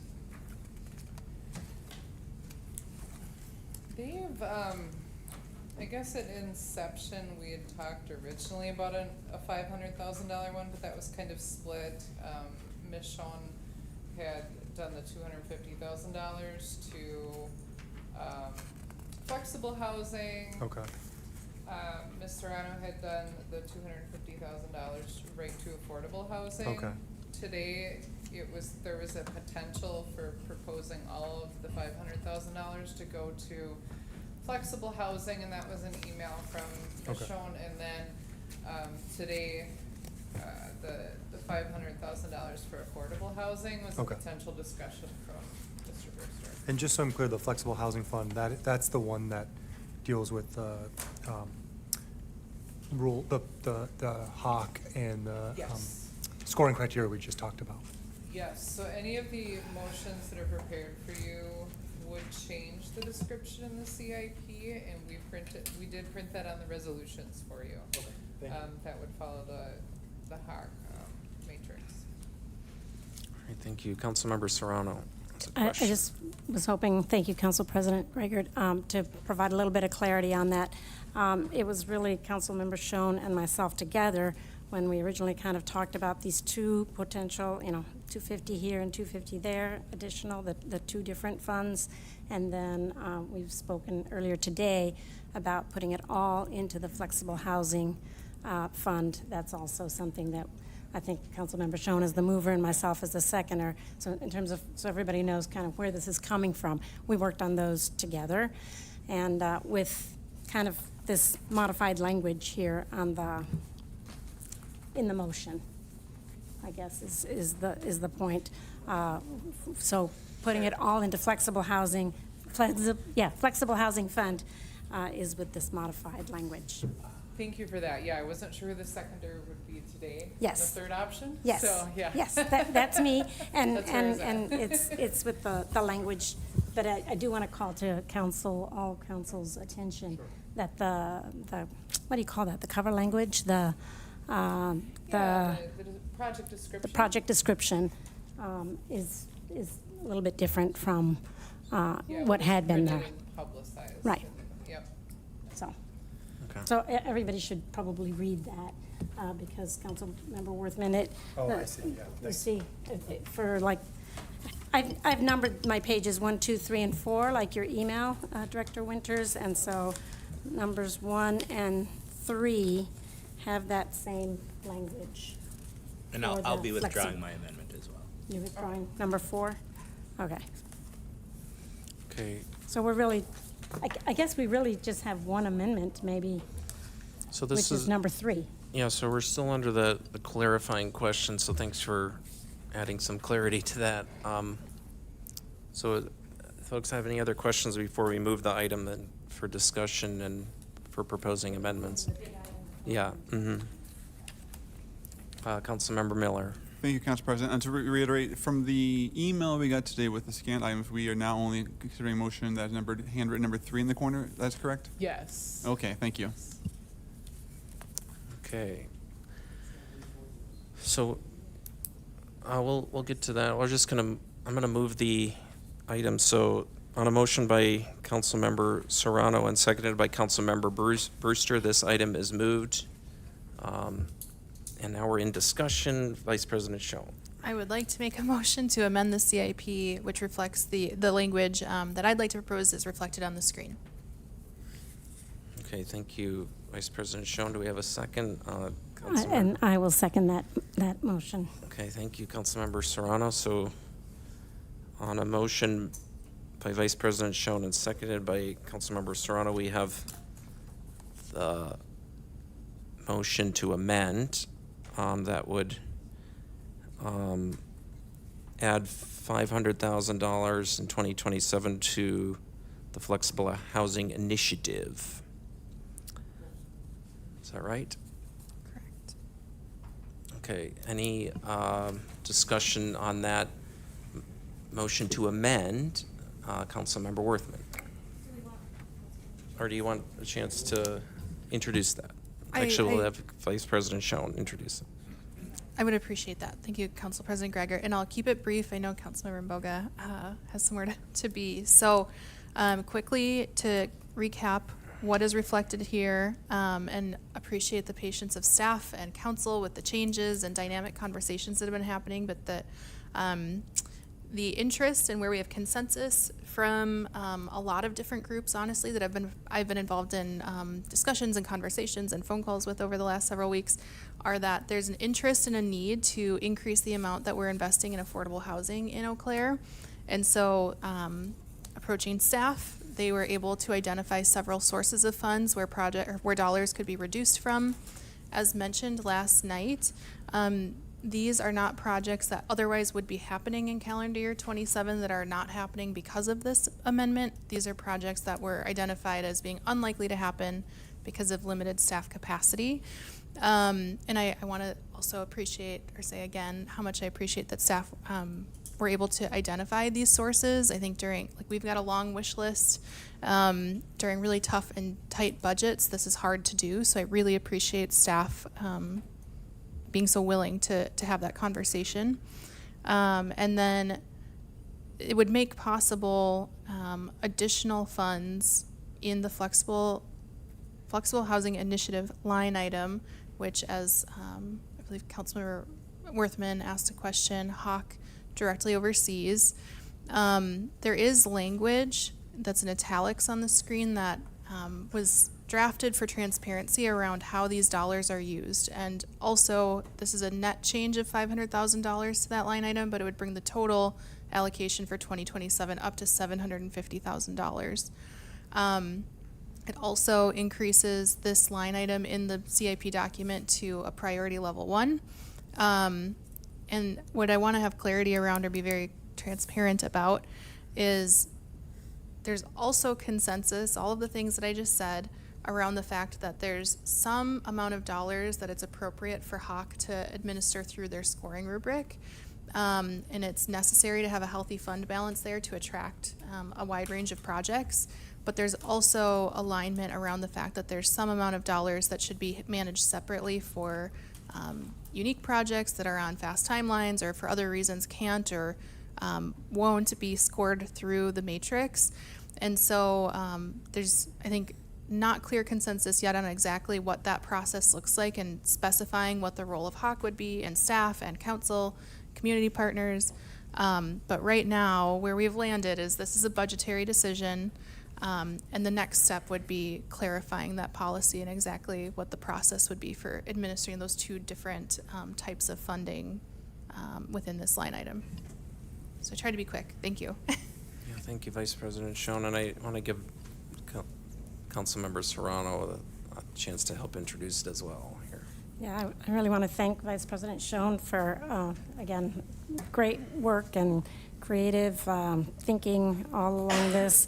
Thank staff also for the flexibility. I love that this is the Flexible Housing Initiative because I think flexible is the operative word here. Everybody's being very sort of mission-oriented of what we're really trying to accomplish, and that's trying to really allocate more dollars to projects, and we don't even know what they are yet. And I think that takes a lot of courage for a city, and especially in these economic times and everything else, to really say, okay, we're elevating this to priority 1, and we're going to put even more money in that we're kind of bringing from other places. Not like we have new funding sources, but we want to prioritize housing in general, and we don't know exactly how that's going to, what that is going to end up looking like. We don't know the timelines just yet. We just passed a scoring rubric for that's a step in getting us to real projects. But again, I think this has been great to work on because I think it allows me and I think the public to be able to see that things are possible. We figure it out. We work creatively, and I think we will be able to move the needle further than kind of at that $250,000 level, which is kind of what has been allocated in the last recent years to this fund, putting more money in and kind of opening up to more flexibility. So I'm really excited about this. I think this is a really good move for everybody involved. And again, I appreciate Vice President Schoen's work and clarity on all of us finding consensus here. Thank you, Councilmember Serrano. Councilmember Worthman. Thank you, Council President. Thanks for bringing this amendment forward. I think what it raises for me are a couple questions. And one is, why, so I see this section here, city staff may also bring forward funding recommendations. That's great, but why wouldn't they bring forward the recommendations through the HAWK process that the other funding is already going to be doing or going through? And the second question here is, if you had considered if flexibility and timelines, sort of that need to be nimble, is a part of this consideration, then why not write that into this amendment? And I guess lastly is, like, I understood the Vice President saying that there's going to be some further or future discussion around what amount of money is in this flexible housing initiative that HAWK decides, and some other amount of money that's going to be delineated for staff-initiated proposals. Maybe I heard that wrong, but those are the three things that come into my mind of, like, I guess I would like to hear your perspective on. Yeah, Vice President Schoen, would you? Thank you, Council President Gregor. The language in italics is really truly meant to capture exactly what your question is and clarify that some of the funds or these funds may be used for a wide variety of purposes, including projects that would be solicited through the RFP process that HAWK oversees, and that's very clearly spelled out, but also that there may be exceptions to that, and there may be instances where there's really great opportunities to make affordable housing happen, and we want that flexibility captured here. So this doesn't spell out exactly what that process looks like, particularly because council has not had an opportunity to talk about that. And so this sets the expectation that there is some flexibility, but I personally feel that that decision and the details that you're asking about are a different conversation. They aren't budgetary. And so that next step would be something that I'd like to get, have a council work session potentially on to spell out more clearly. Okay. Councilmember Brewster. Yeah, I was wondering if I could get clarification. So the language update is for the entire fund, not the 500 that 500,000 that we're adding to it.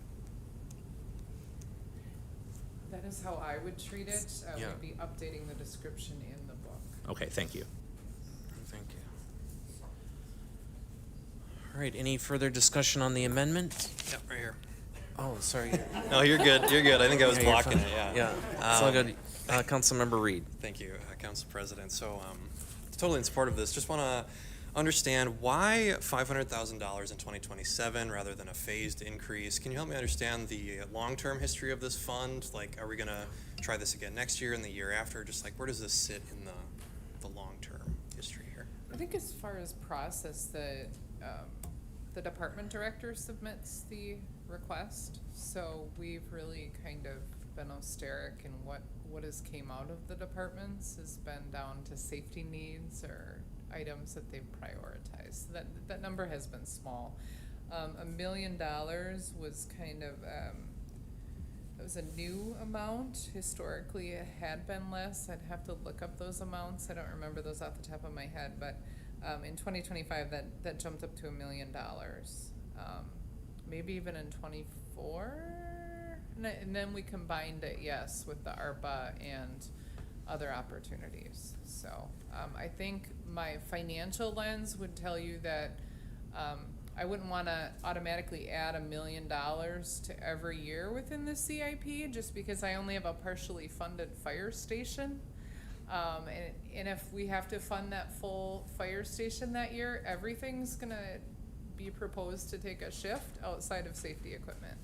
And that would, be down to the roads, right? So, but yeah, as far as gradual, that jump to $1 million was made, so this would be lower, in my opinion.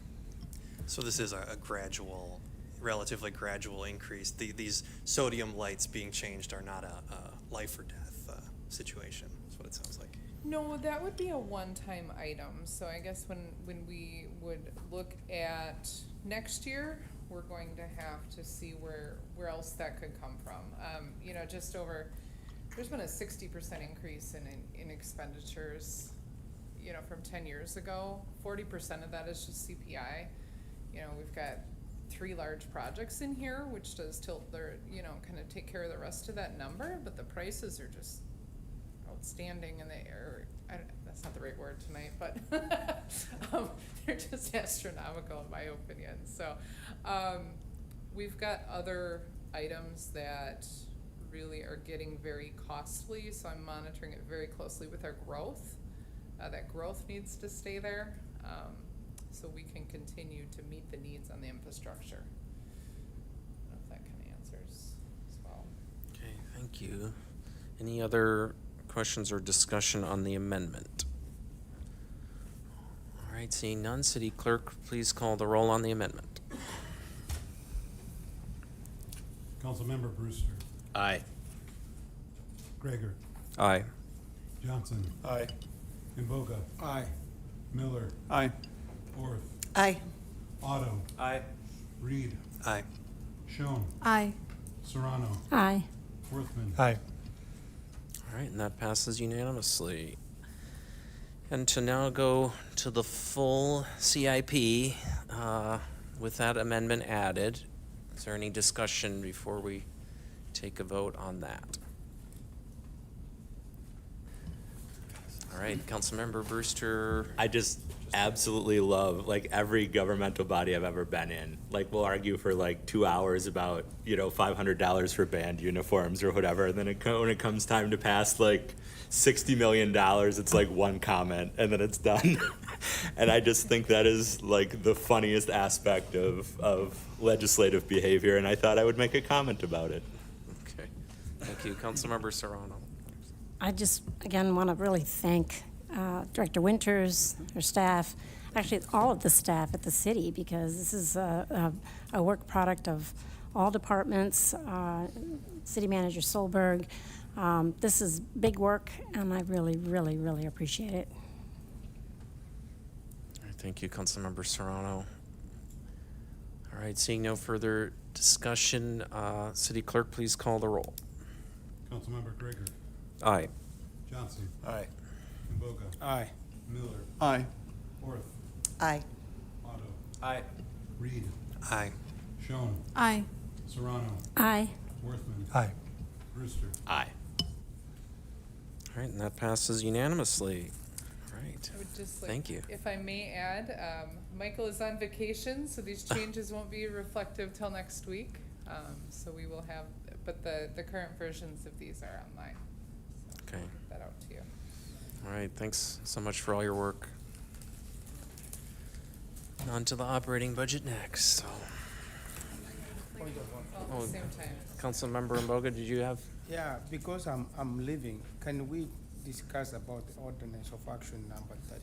Is it 35? I'm the next one here too. I don't know if you want that. Yeah. Is that the one? I think, so you want to reorder? Yeah, we talk about 35. Because I'm leaving, I want. Okay. I think we can reorder to have 35 next. Unless there's an objection, but so yeah, let's do agenda item number 35 under ordinances for action. Ordinance amending chapter 10.24 entitled Special Parking Restrictions of the Code of Ordinances of the City of Eau Claire to remove block face parking in the downtown business districts and add paid parking to City Hall. And we have a presentation from our parking administrator, Aaron Roths. Thank you for joining us. Good evening, council. Bear with me, I have not done this. My presentation is short. Basically, we are removing the block face parking regulations throughout the entirety of downtown. The biggest reason for that is to keep it consistent with paid parking. We are no longer going to have the block face let's keep it consistent in the Water Street district. So we'll still have 2-hour parking down on Water Street. We just won't have those little signs that say block face, which are very confusing to the public, and it has been for quite a few years. It was recommended in the parking study to remove it as well with the paid parking implementation. Okay. The second portion is adding paid parking to the City Hall parking lot. I meant for it to just be after hours. Looking back, I do see that, you know, we do have public hearing on Monday nights, every second and fourth Monday. So if we need to add wording to move that to, you know, exclude during public meetings, that's perfectly fine in my book. And if there are other days that, you know, we don't want to have the paid parking, I'm all for it. Okay, thank you. Any questions from council? Is that, yeah, Councilmember Mbogo. Thank you, Council President. In fact, my question, that's what I was. Have a seat. Thank you. In fact, that was the question I wanted to ask you about. If people are coming to the city hall for, you know, for public hearing or to pay utility stuff, they don't need to be Correct. paying for parking. Thank you After for business hours. Yeah, thank you for clarifying that. Okay. Councilmember Serrano. Thank you, Council President Gregor. I am not sure how that would work. Like, how does parking enforcement, I mean, are they gonna, is that gonna be like, I don't know, how are you gonna know when the Waterways and Parks Commission is meeting, or there was a special meeting of the Sustainability Action? You know, I'm just really. We have access calendars to all the meetings that happen here. We have a small staff. We have, you know, we will have 2 enforcement individuals.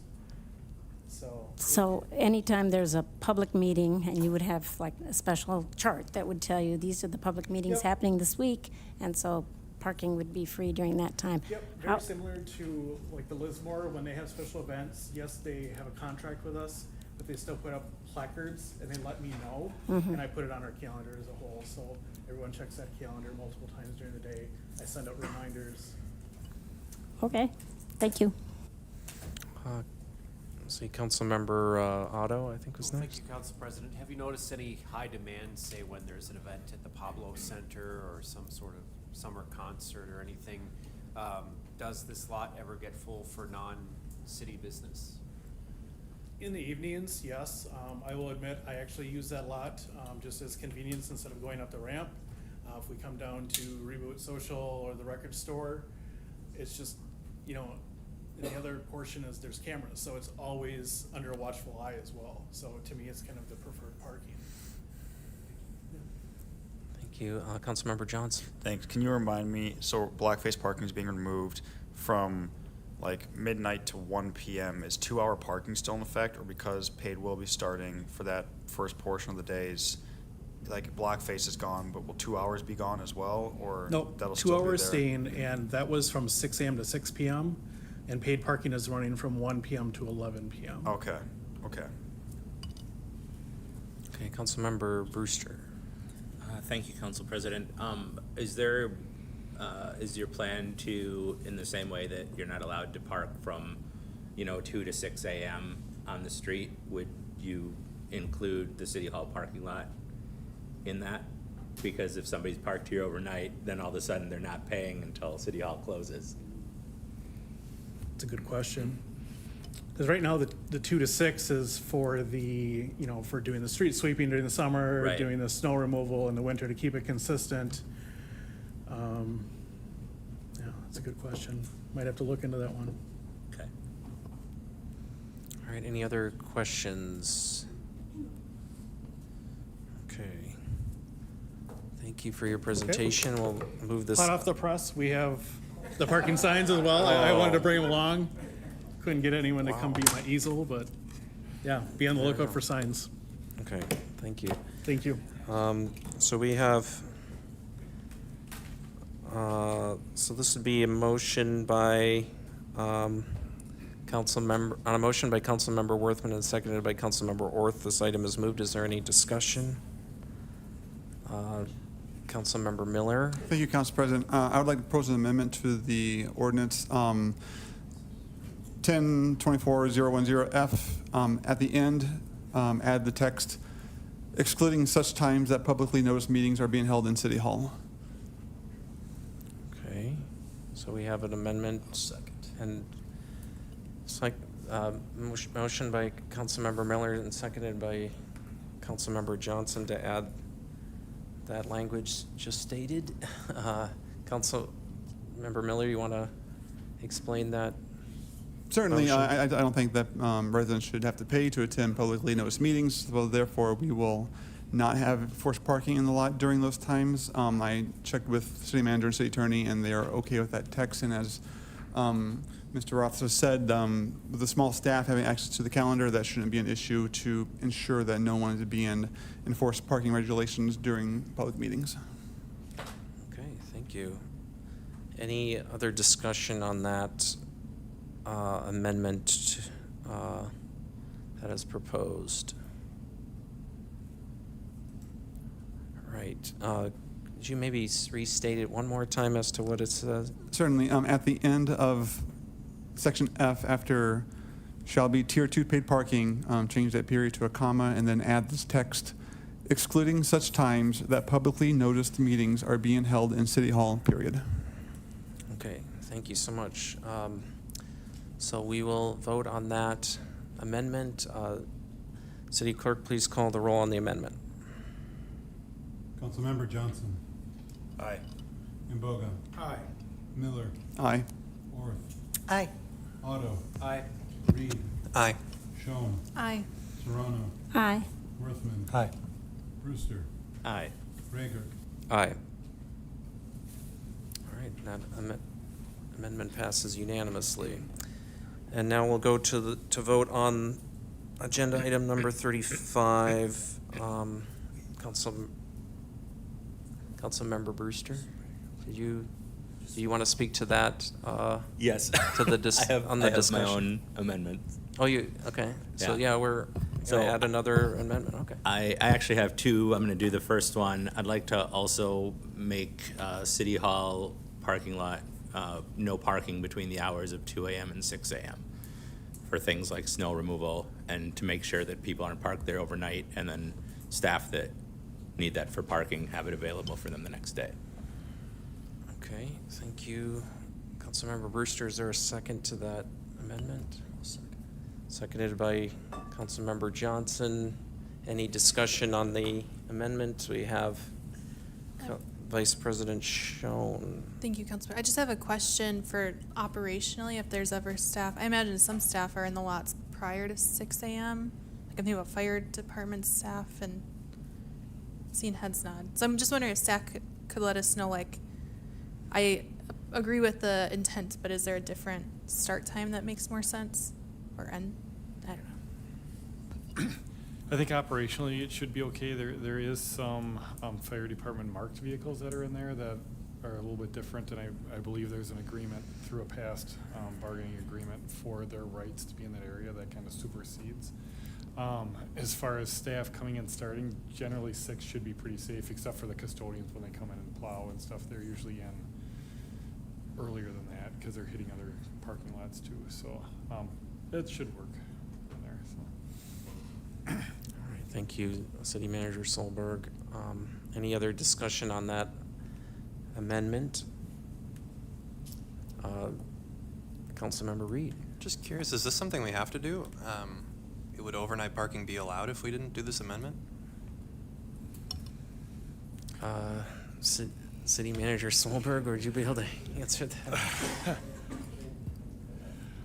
I could research that and get you that answer in about 10 minutes if I go through the ordinance, if you want to wait. Otherwise, I can provide that tomorrow. But we have had staff that will, if they travel for work or whatnot, will leave their cars. They'll meet at City Hall parking lot, leave their cars there, and go. Yeah, I mean, otherwise the ramp does allow overnight parking across the street too, if we have that need for staff.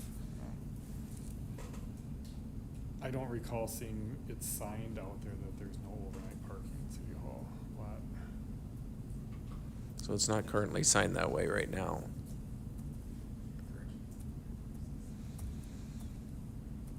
Okay. Any other discussion or questions on this amendment?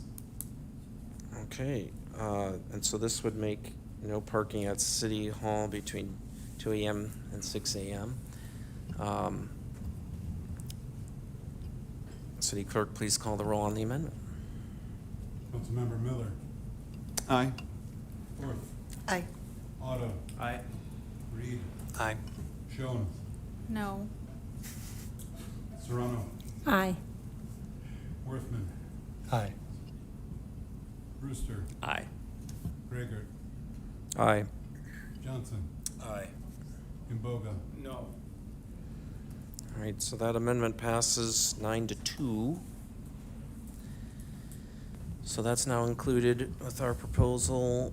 Are there any other amendments, Councilmember Brewster? Yeah, I'm just gonna throw this out there. If people are happy with the way it is, that's fine. I had previously spoken to Parking Administrator Roths about basically just having paid parking on Friday and Saturday. City Hall is closed on Friday for the most part, and Saturday there's very little business going on. So that would basically make it not applicable for any of the meetings or anything like that anyway. And people would be, it'd be it would just be Friday and Saturday, basically, so. Okay, so that's an amendment. Is there a, and those are between the hours of 1 PM and 11 PM? Yeah. So do we have a second for that? I'll second. Okay, so seconded by Vice President Schoen. Any discussion to this amendment? I think we have Councilmember Mboga. I think we are heading the wrong direction on the score. Employees of the city, if they decide to park here on the weekends, there's nothing wrong with that. Why do we, if employee park there, why do we need to force them to pay for that? I think we are heading the wrong directions. This is not in Chicago, Minneapolis, or New York, or LA. I want to be supporting. Okay, thank you, Councilmember Mboga. Councilmember Miller. Thank you, Council President. Could the mover of the motion please reiterate some exact text here on what we'll be adding to the ordinance? Councilmember Yeah. Brewster. I would just say that paid parking at the City Hall will only be in effect on Friday and Saturday during the specified paid parking hours. And I would actually say that if there is a meeting that's happened to be scheduled, then the amendment that you put in makes sense to keep there for that reason. But we generally don't have meetings on Fridays and Saturdays. So. All right, thank you, Councilmember Brewster. Any other discussion or clarifying questions? Do we have anything from City Manager Solberg? Any thoughts? Sorry, my light was on, but I would just add that if there was an employee, if there was paid parking and they were here on weekends, like our employees that park in the Gibson ramp, our license plates are entered into the system on there, so our employees could have access. So if enforcement was going through on weekends, they wouldn't get a ticket if they're working on Saturday or Sunday. Typically, like Director Ness, I think when we get the CIP going for the street projects in the spring, it's not uncommon for the engineers to work weekends, and that would be one way to accommodate that, to make sure, so. Okay. Thank you, City Manager Solberg. Any other discussion on the amendment regarding Fridays and Saturdays having paid parking at City Hall parking lot? Okay, City Clerk, please call the roll on that amendment. Councilmember Orth. Aye. Otto. Aye. Reed. Aye. Schoen. Aye. Serrano. Aye. Worthman. Aye. Brewster. Aye. Gregert. Aye. Johnson. Aye. Imboga. No. Miller. Aye. And that amendment passes 10-1. All right, so now we are back to the overall agenda item of regarding special parking restrictions. Are there any other amendments or discussion on the amended, the thrice amended proposal? Okay. City Clerk, please call the roll on the agenda item. Councilmember Otto. Aye. Reed. Aye. Schoen. Aye. Serrano. Aye. Worthman. Brewster. Aye. Grayert. Aye. Johnson. Aye. Imboga. Aye. Miller. Aye. Orth. Aye. And that passes unanimously. And we're going to go back to agenda item number 34, resolution authorizing official intent to reimburse expenditures from proceeds of borrowing Clean Water Fund project number 417607. And our finance director, Kitsy Winters, is here again to present. Yes. Thank you. Well, the CIP was just approved, and I already need a little permission on one of the projects here, for a very good reason.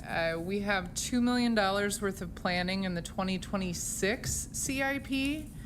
The 2027 CIP has another $22 million in it for a total of around 24 million.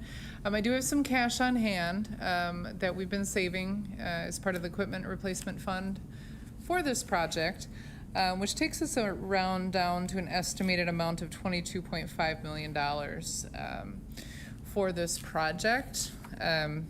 We have the ability to apply for the Clean Water Fund project, but that application is due by September 30th. So you might remember me asking for your permission again when it came to PFAS, that I apply for something that technically is approved in our November budget process in the operating budget.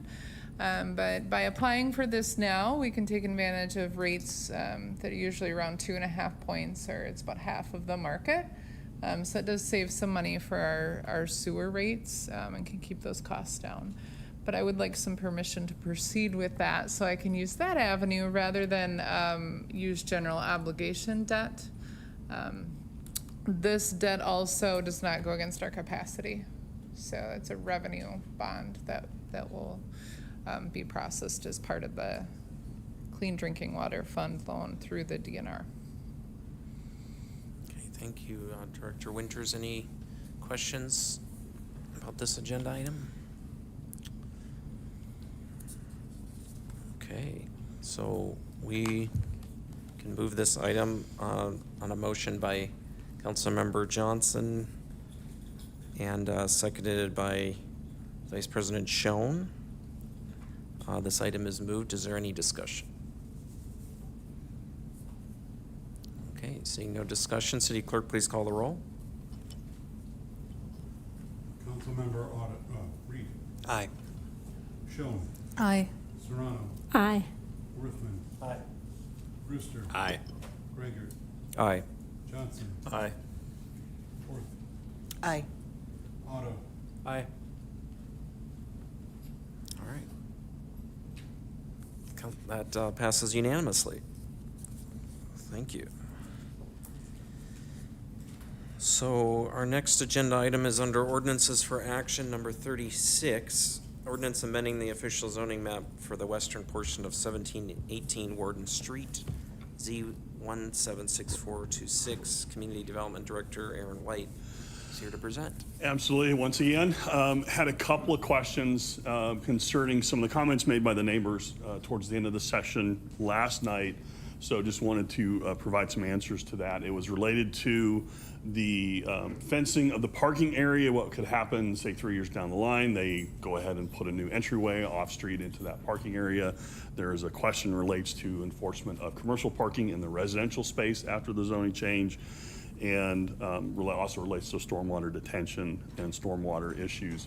The approval of this is a conditional use through those findings of facts. So for one, if an entryway is placed into that parking area after this approval, 2, 3, 4, 5 years down the road, they become in violation of their condition, and we can take them forward as it's treated as an ordinance violation, and they will be cited accordingly. So that has to be maintained. The commercial parking within that residential space that'll be left over, again, that's an enforceable issue.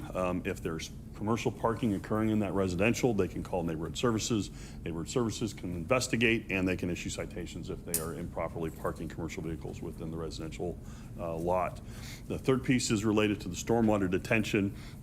I talked with Director Ness this morning, and they will require, for site approval, they will require the engineer to do a much deeper dive into their retention and capacity and needs for that space.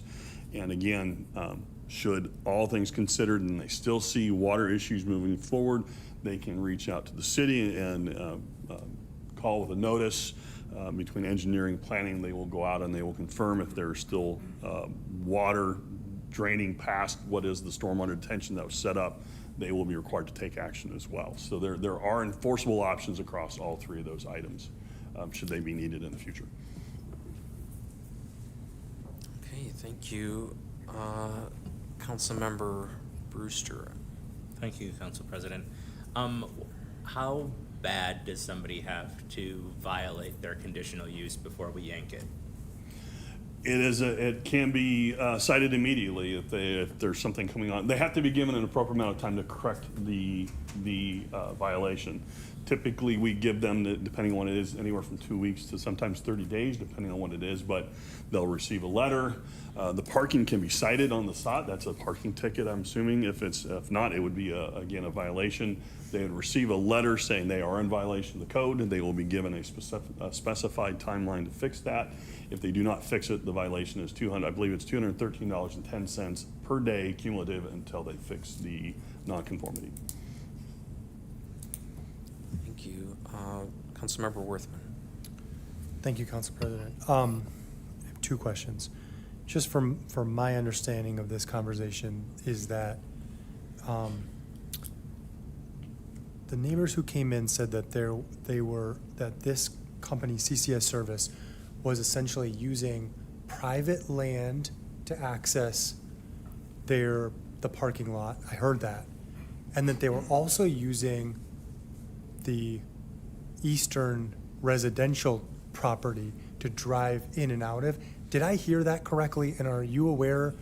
Correct. The private Is land that they're all that's accessing happening? was there. The residential is owned by CCS Services. Sure. So they were allowed to that use- is owned. They are cutting through it. It's not in use, and that's part of what raises the dust and concerns. So that will partly be addressed. But under this plan, they would be required to put in a fence and not have access Correct. through the residential property? Correct. So the noise complaint was raised, and how will staff, if this were to go forward, how will staff think about the impact of the noise, things beeping, backing up? I know what they're talking about. I hear it in my neighborhood from time to time. How will you think about how to mitigate that?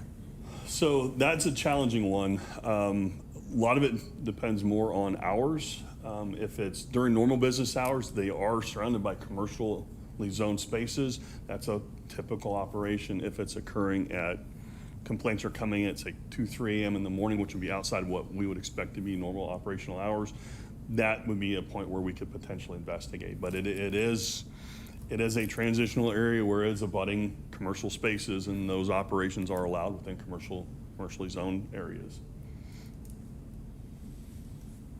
Thank you. Councilmember Miller. Thank you, Council President. Director White, could you just restate what you said at the beginning about site approval needing more in-depth analysis of the water flow there? Certainly, and I would maybe invite Director Ness to step up and talk specifically what she's thinking about having them required to submit. Thank you. When we look at site plans that come in a commercial area, we look at the water retention on site and how it can be dispersed from the site. There's release rates that we look at. We look at a 10-year storm design, and with the complaints in the area, we can look at a 25-year storm design as well, potentially, to see what impacts that type of storm or event would have in the area and what we could anticipate. Maybe we increase the best management practices on that site to retain that water on site for a larger event versus a 10-year event. we can look at the stormwater access in that area to see what the release rate could be to our system. We don't have a closed system, but how could they connect into the system potentially, and what costs would that have to the site? So a couple different avenues that we can take to look at addressing the runoff from the site and how it may impact, or if it were to impact the neighbors or abutting properties.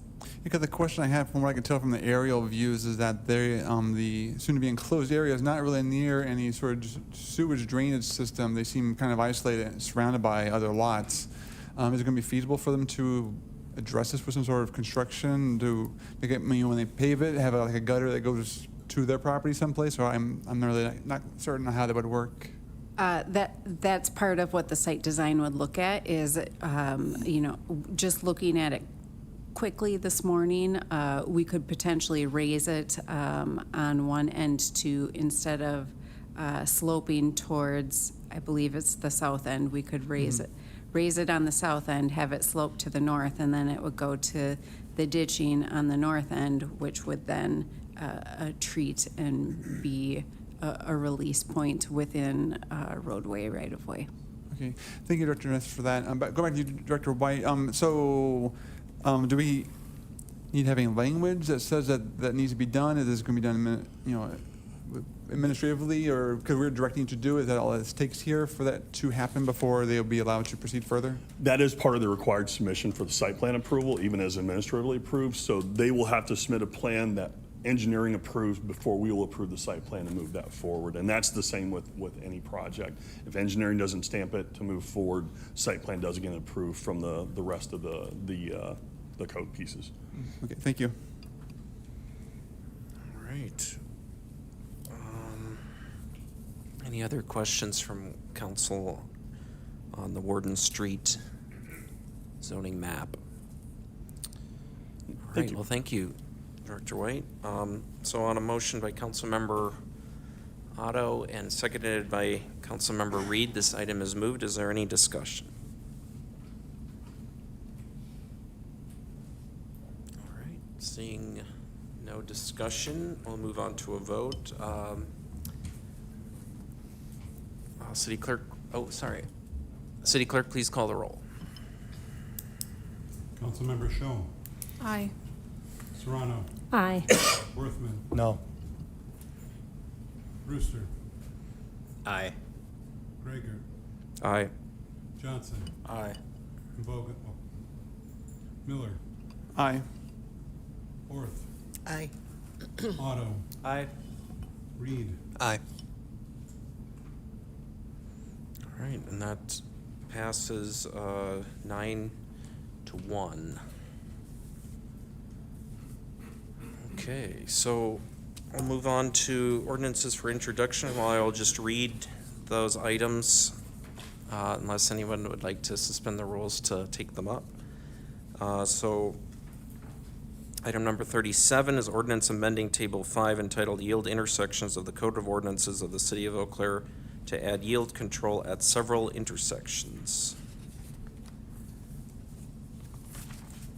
And then item number 38, ordinance amending Table 8 entitled Parking Prohibited of the Code of Ordinances of the City of Eau Claire to restrict parking on South Dewey Street from Better Way to 140 feet north. Item number 36, ordinance amending Chapter 10.48 entitled Truck Traffic Regulations of the Code of Ordinances of the City of Eau Claire to restrict truck traffic along Fall, Summit, and Spring Streets between Birch Street and Bellevue Avenue. And finally, agenda item number 40, ordinance amending Chapter 10.24 entitled Special Parking Restrictions of the Code of Ordinances of the City of Eau Claire to create quick stop parking. So those items will all be coming up in 2 weeks. And now we will move into announcements and updates by the city manager and city council. In the interest of time, my normal city update for dates, I'll send out in a Friday update to council for Okay. upcoming dates to watch. Okay, thank you, City Manager Solberg. Councilmember Orth. I had intended to let you all know and invite you to Fierce Freedom's Freedom Fun Run and Fest tomorrow night, but we have canceled it because of the weather, upon the advice of our medical advisor, so. Thank you, Councilmember Orth. Any other announcements from council? Okay, well, we do have a work session next, and so if there's no objection from council, this meeting is adjourned and we'll move into the work session. And we'll take a 5-minute break as well before that work session starts. I thought this might be a long one, so I intended to keep it short. Perfect.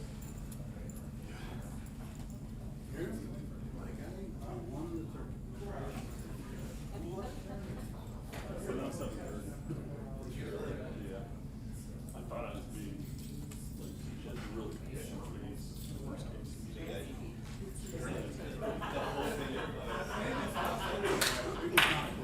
Yeah. You know, I knew this was gonna be long. I knew it was.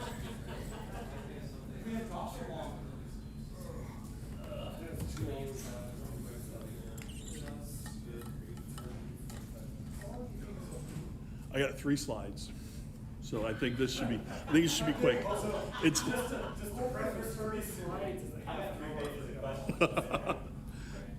It's gonna be predicated on questions by council members. It's gonna be very quick because it's gonna be recapping a lot of information we've already covered.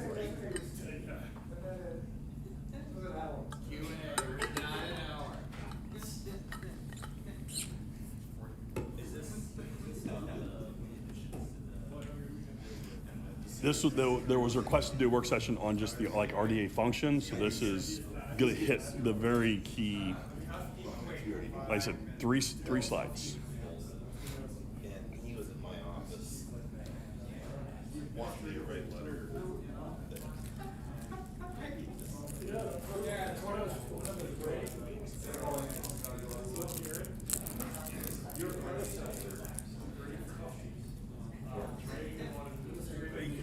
Well,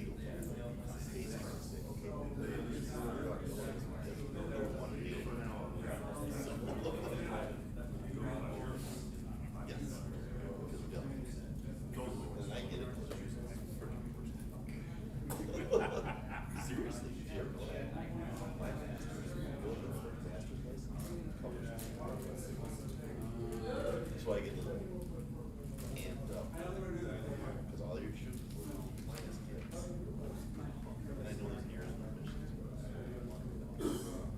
You should shoot for C.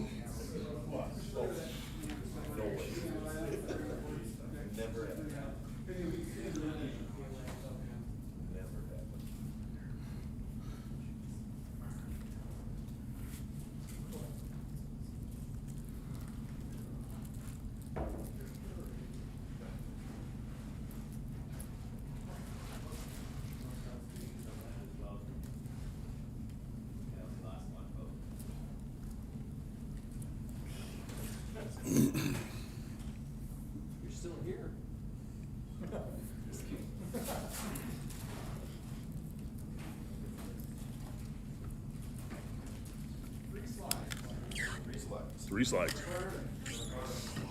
I think we can burn it pretty quick. Here, give me this. Ready, Aaron? Go. All right. So our work session, I think I had an intro slide, just a title, so you can leave it at that one.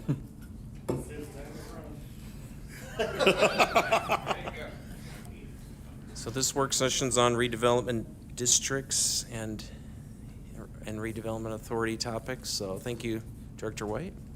Absolutely. So this is a recap of a lot of information we've been talking about, both in our initial presentation in June and now. So just want to hit some of the basic functions of the RDA and how they work. Our board is 7 members, appointed by council. City manager sets one or their designee, but that's another touch that the council has on driving RDA policy. They appoint all the members that are on the RDA board. The RDA has established roles and responsibilities. These are defined specifically by the Blight Elimination Slum Clearance Act, which is a Wisconsin state statute. I'm not going to dive into all 3 of those. These are the same blight definitions that we've been talking about. Some of them are the traditional collapsing buildings, vacant buildings, the stuff that you look around and see it's been empty for years, it's falling apart. Those are the obvious ones. The other areas they define back are those conditions that can lead to safety issues.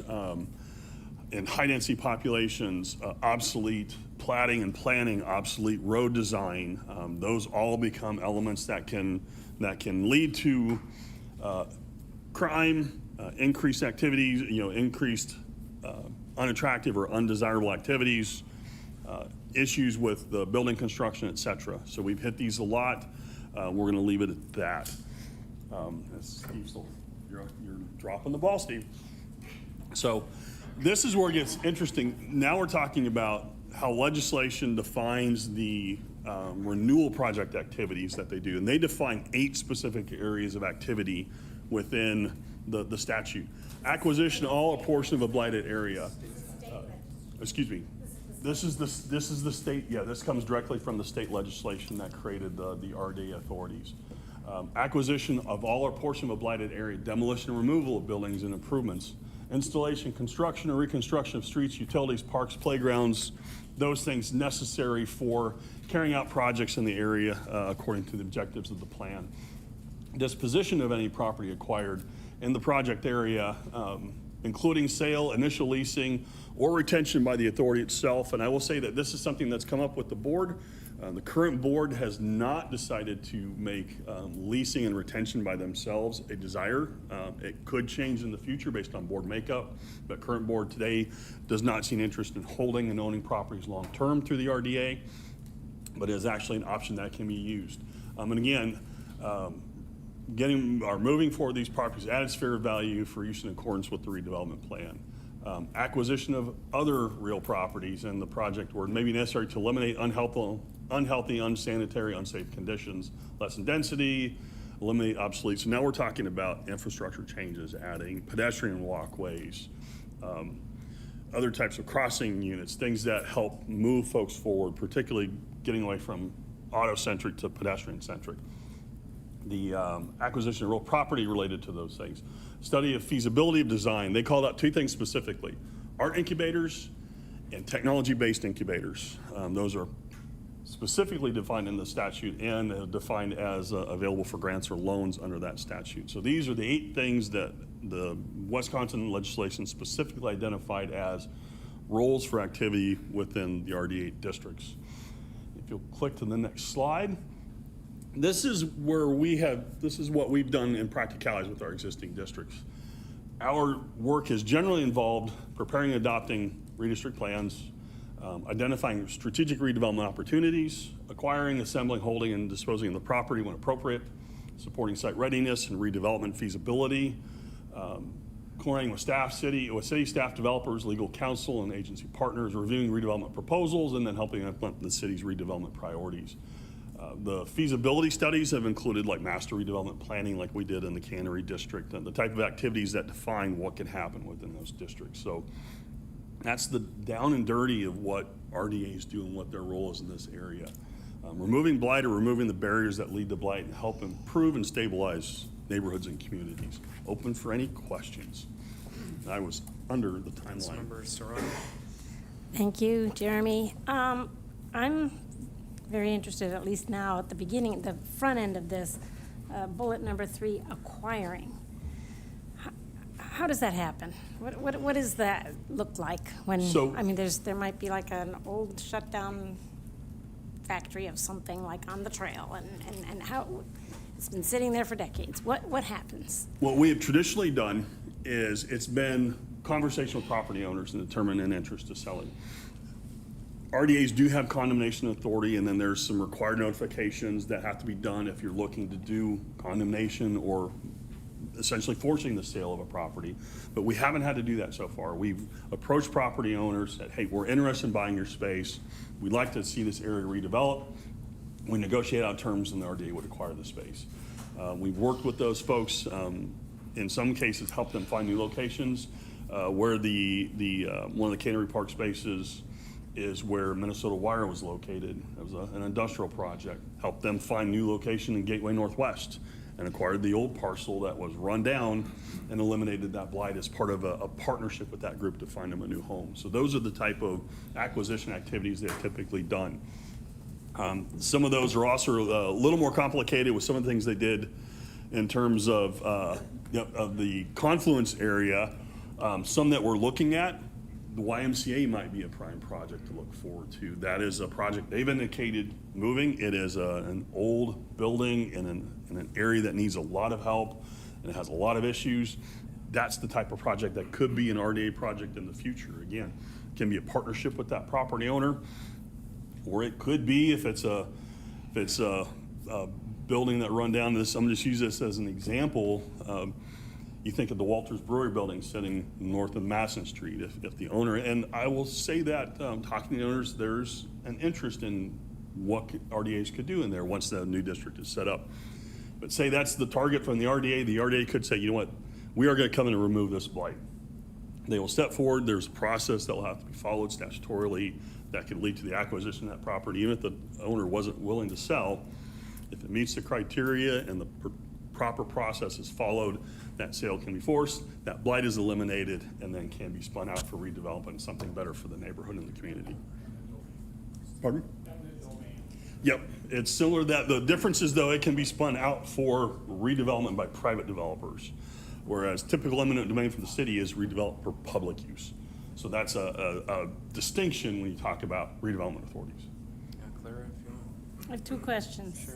One is, can this be used like for residential? So like there's a little house on 4th Street. It was condemned by the health department 6 years ago.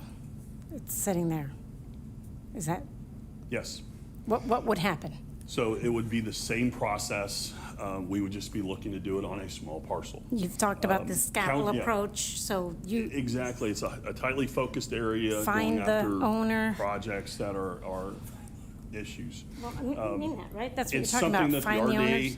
didn't do in the past, but the only residential they got involved with were multifamily residential projects like you saw in the Cannery District. But as we started talking about new districts, a lot of feedback and a lot of input hearing from council members, both past and current, is that there's a need for housing, and particularly like small affordable housing units and improvements in housing districts. So kind of the board decided to start exploring how does this work on a much more micro scale. It's a big district, but we're talking micro scale projects that are single family units, not just, hey, we're gonna now build on this whole neighborhood and build a whole new subdivision. It's how to do it on a micro level across a broad area. Sorry, Dave, we're can still you on use your air, so if microphone? everyone use your microphone still. I was gonna say, am I remembering correctly that this is based on a model that Oshkosh used with good success? Yes, that was one that we took a look at. Oshkosh has an RDA district that's broad. I mean, it was a large area and doing all types of traditional projects like we've done, and also doing like single property, single parcel, single home removals and redevelopment. That let us see that it's a possibility, and we kind of built our model off of that. Yeah, Clara, go ahead. One more question is, can you explain to us how we have these big RDA districts now, how the qualified census tracts within there? Can you explain how that impacts what can be done? Sure. Absolutely. So the qualified interest tracts, they are qualified census tracts. They are determined by HUD through their algorithms that there's a higher rate of poverty than I can't remember if it's the local average or the national average, but these are pockets of high poverty rates, which historically lead to higher rates of crime, higher rates of other issues. Those oftentimes are automatically considered like an element of blight because it's considered a qualified census tract. It's also serving a population that needs additional help. That district needs help improving their neighborhoods, stabilizing their neighborhoods. So it's a benchmark, and it's a quantifiable benchmark as established by the Federal Housing and Urban Development Department that can be used to look at these areas. We use qualified census tracts for a number of areas. It was the determining factors related to the urban tree removal. You see that in housing projects for light tech, et cetera. So that's a common benchmark. Opportunity zones are also defined by qualified census tracts, encouraging investment within those areas. And these are all different programs that can collectively work together to help improve the outcomes in neighborhoods that are struggling. And RDA becomes just one more tool. Strip of a qualified census tract, does that make the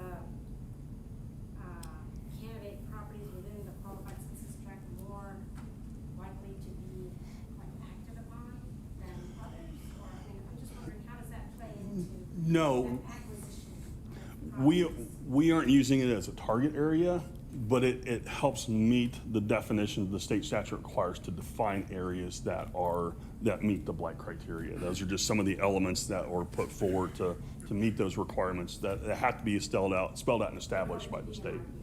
Correct. What we will look for in these broad districts is really looking for properties that this one house in the middle of a block face that is caved in and falling apart, and the neighbors want to see that something happen because we have a number of them that we know are abandoned, that nobody's living there. The idea of the owner out of state with their grandmother that passed and inherited, there's a house that literally that is the case.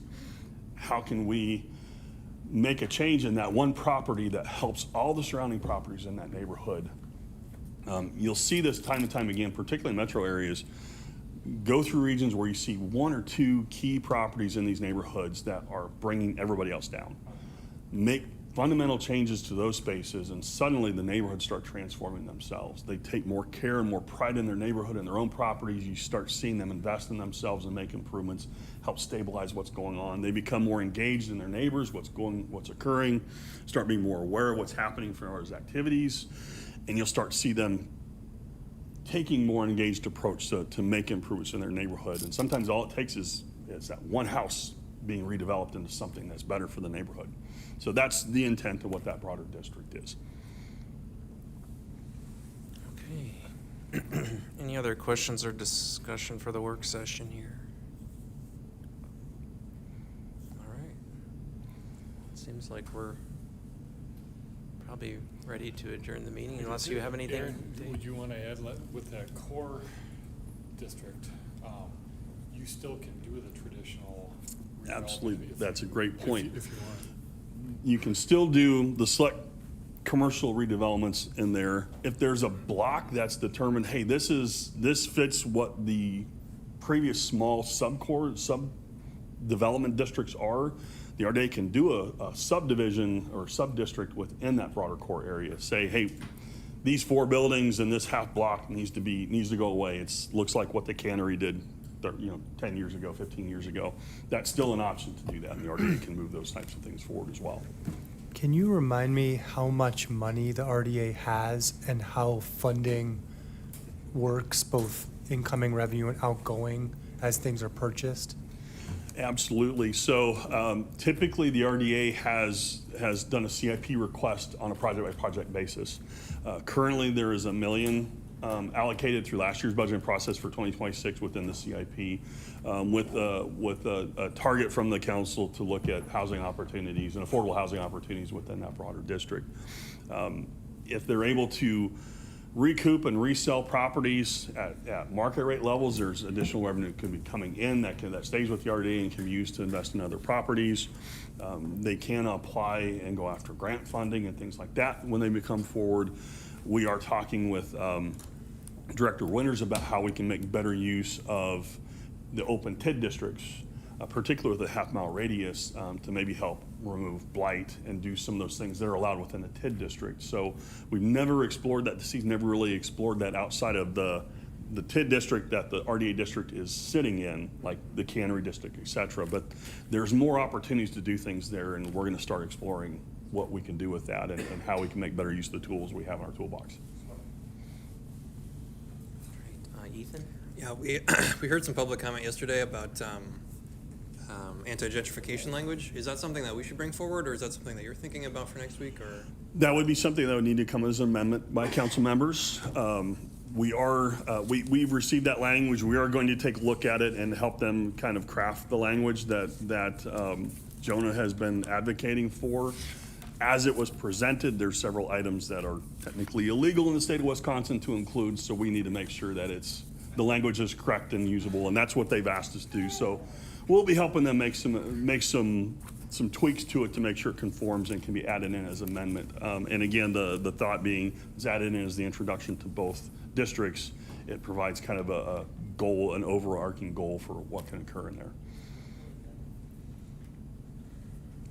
Sweet. Any other desire to continue the work session? Thank you for sticking with us tonight. This was a long one. All right, Absolutely. Thank you. All right, well, we're done for the night. Thank you. And RDA at 7:30 tomorrow morning. Never let that stop you. Absolutely. Nice job.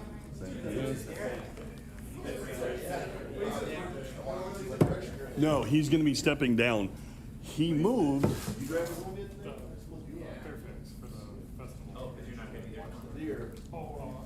I'll be there tomorrow morning. Yep. Yeah, Ray French moved to a new home, and it's on a street where he's on the wrong side of the street and now lives in the town of Washington.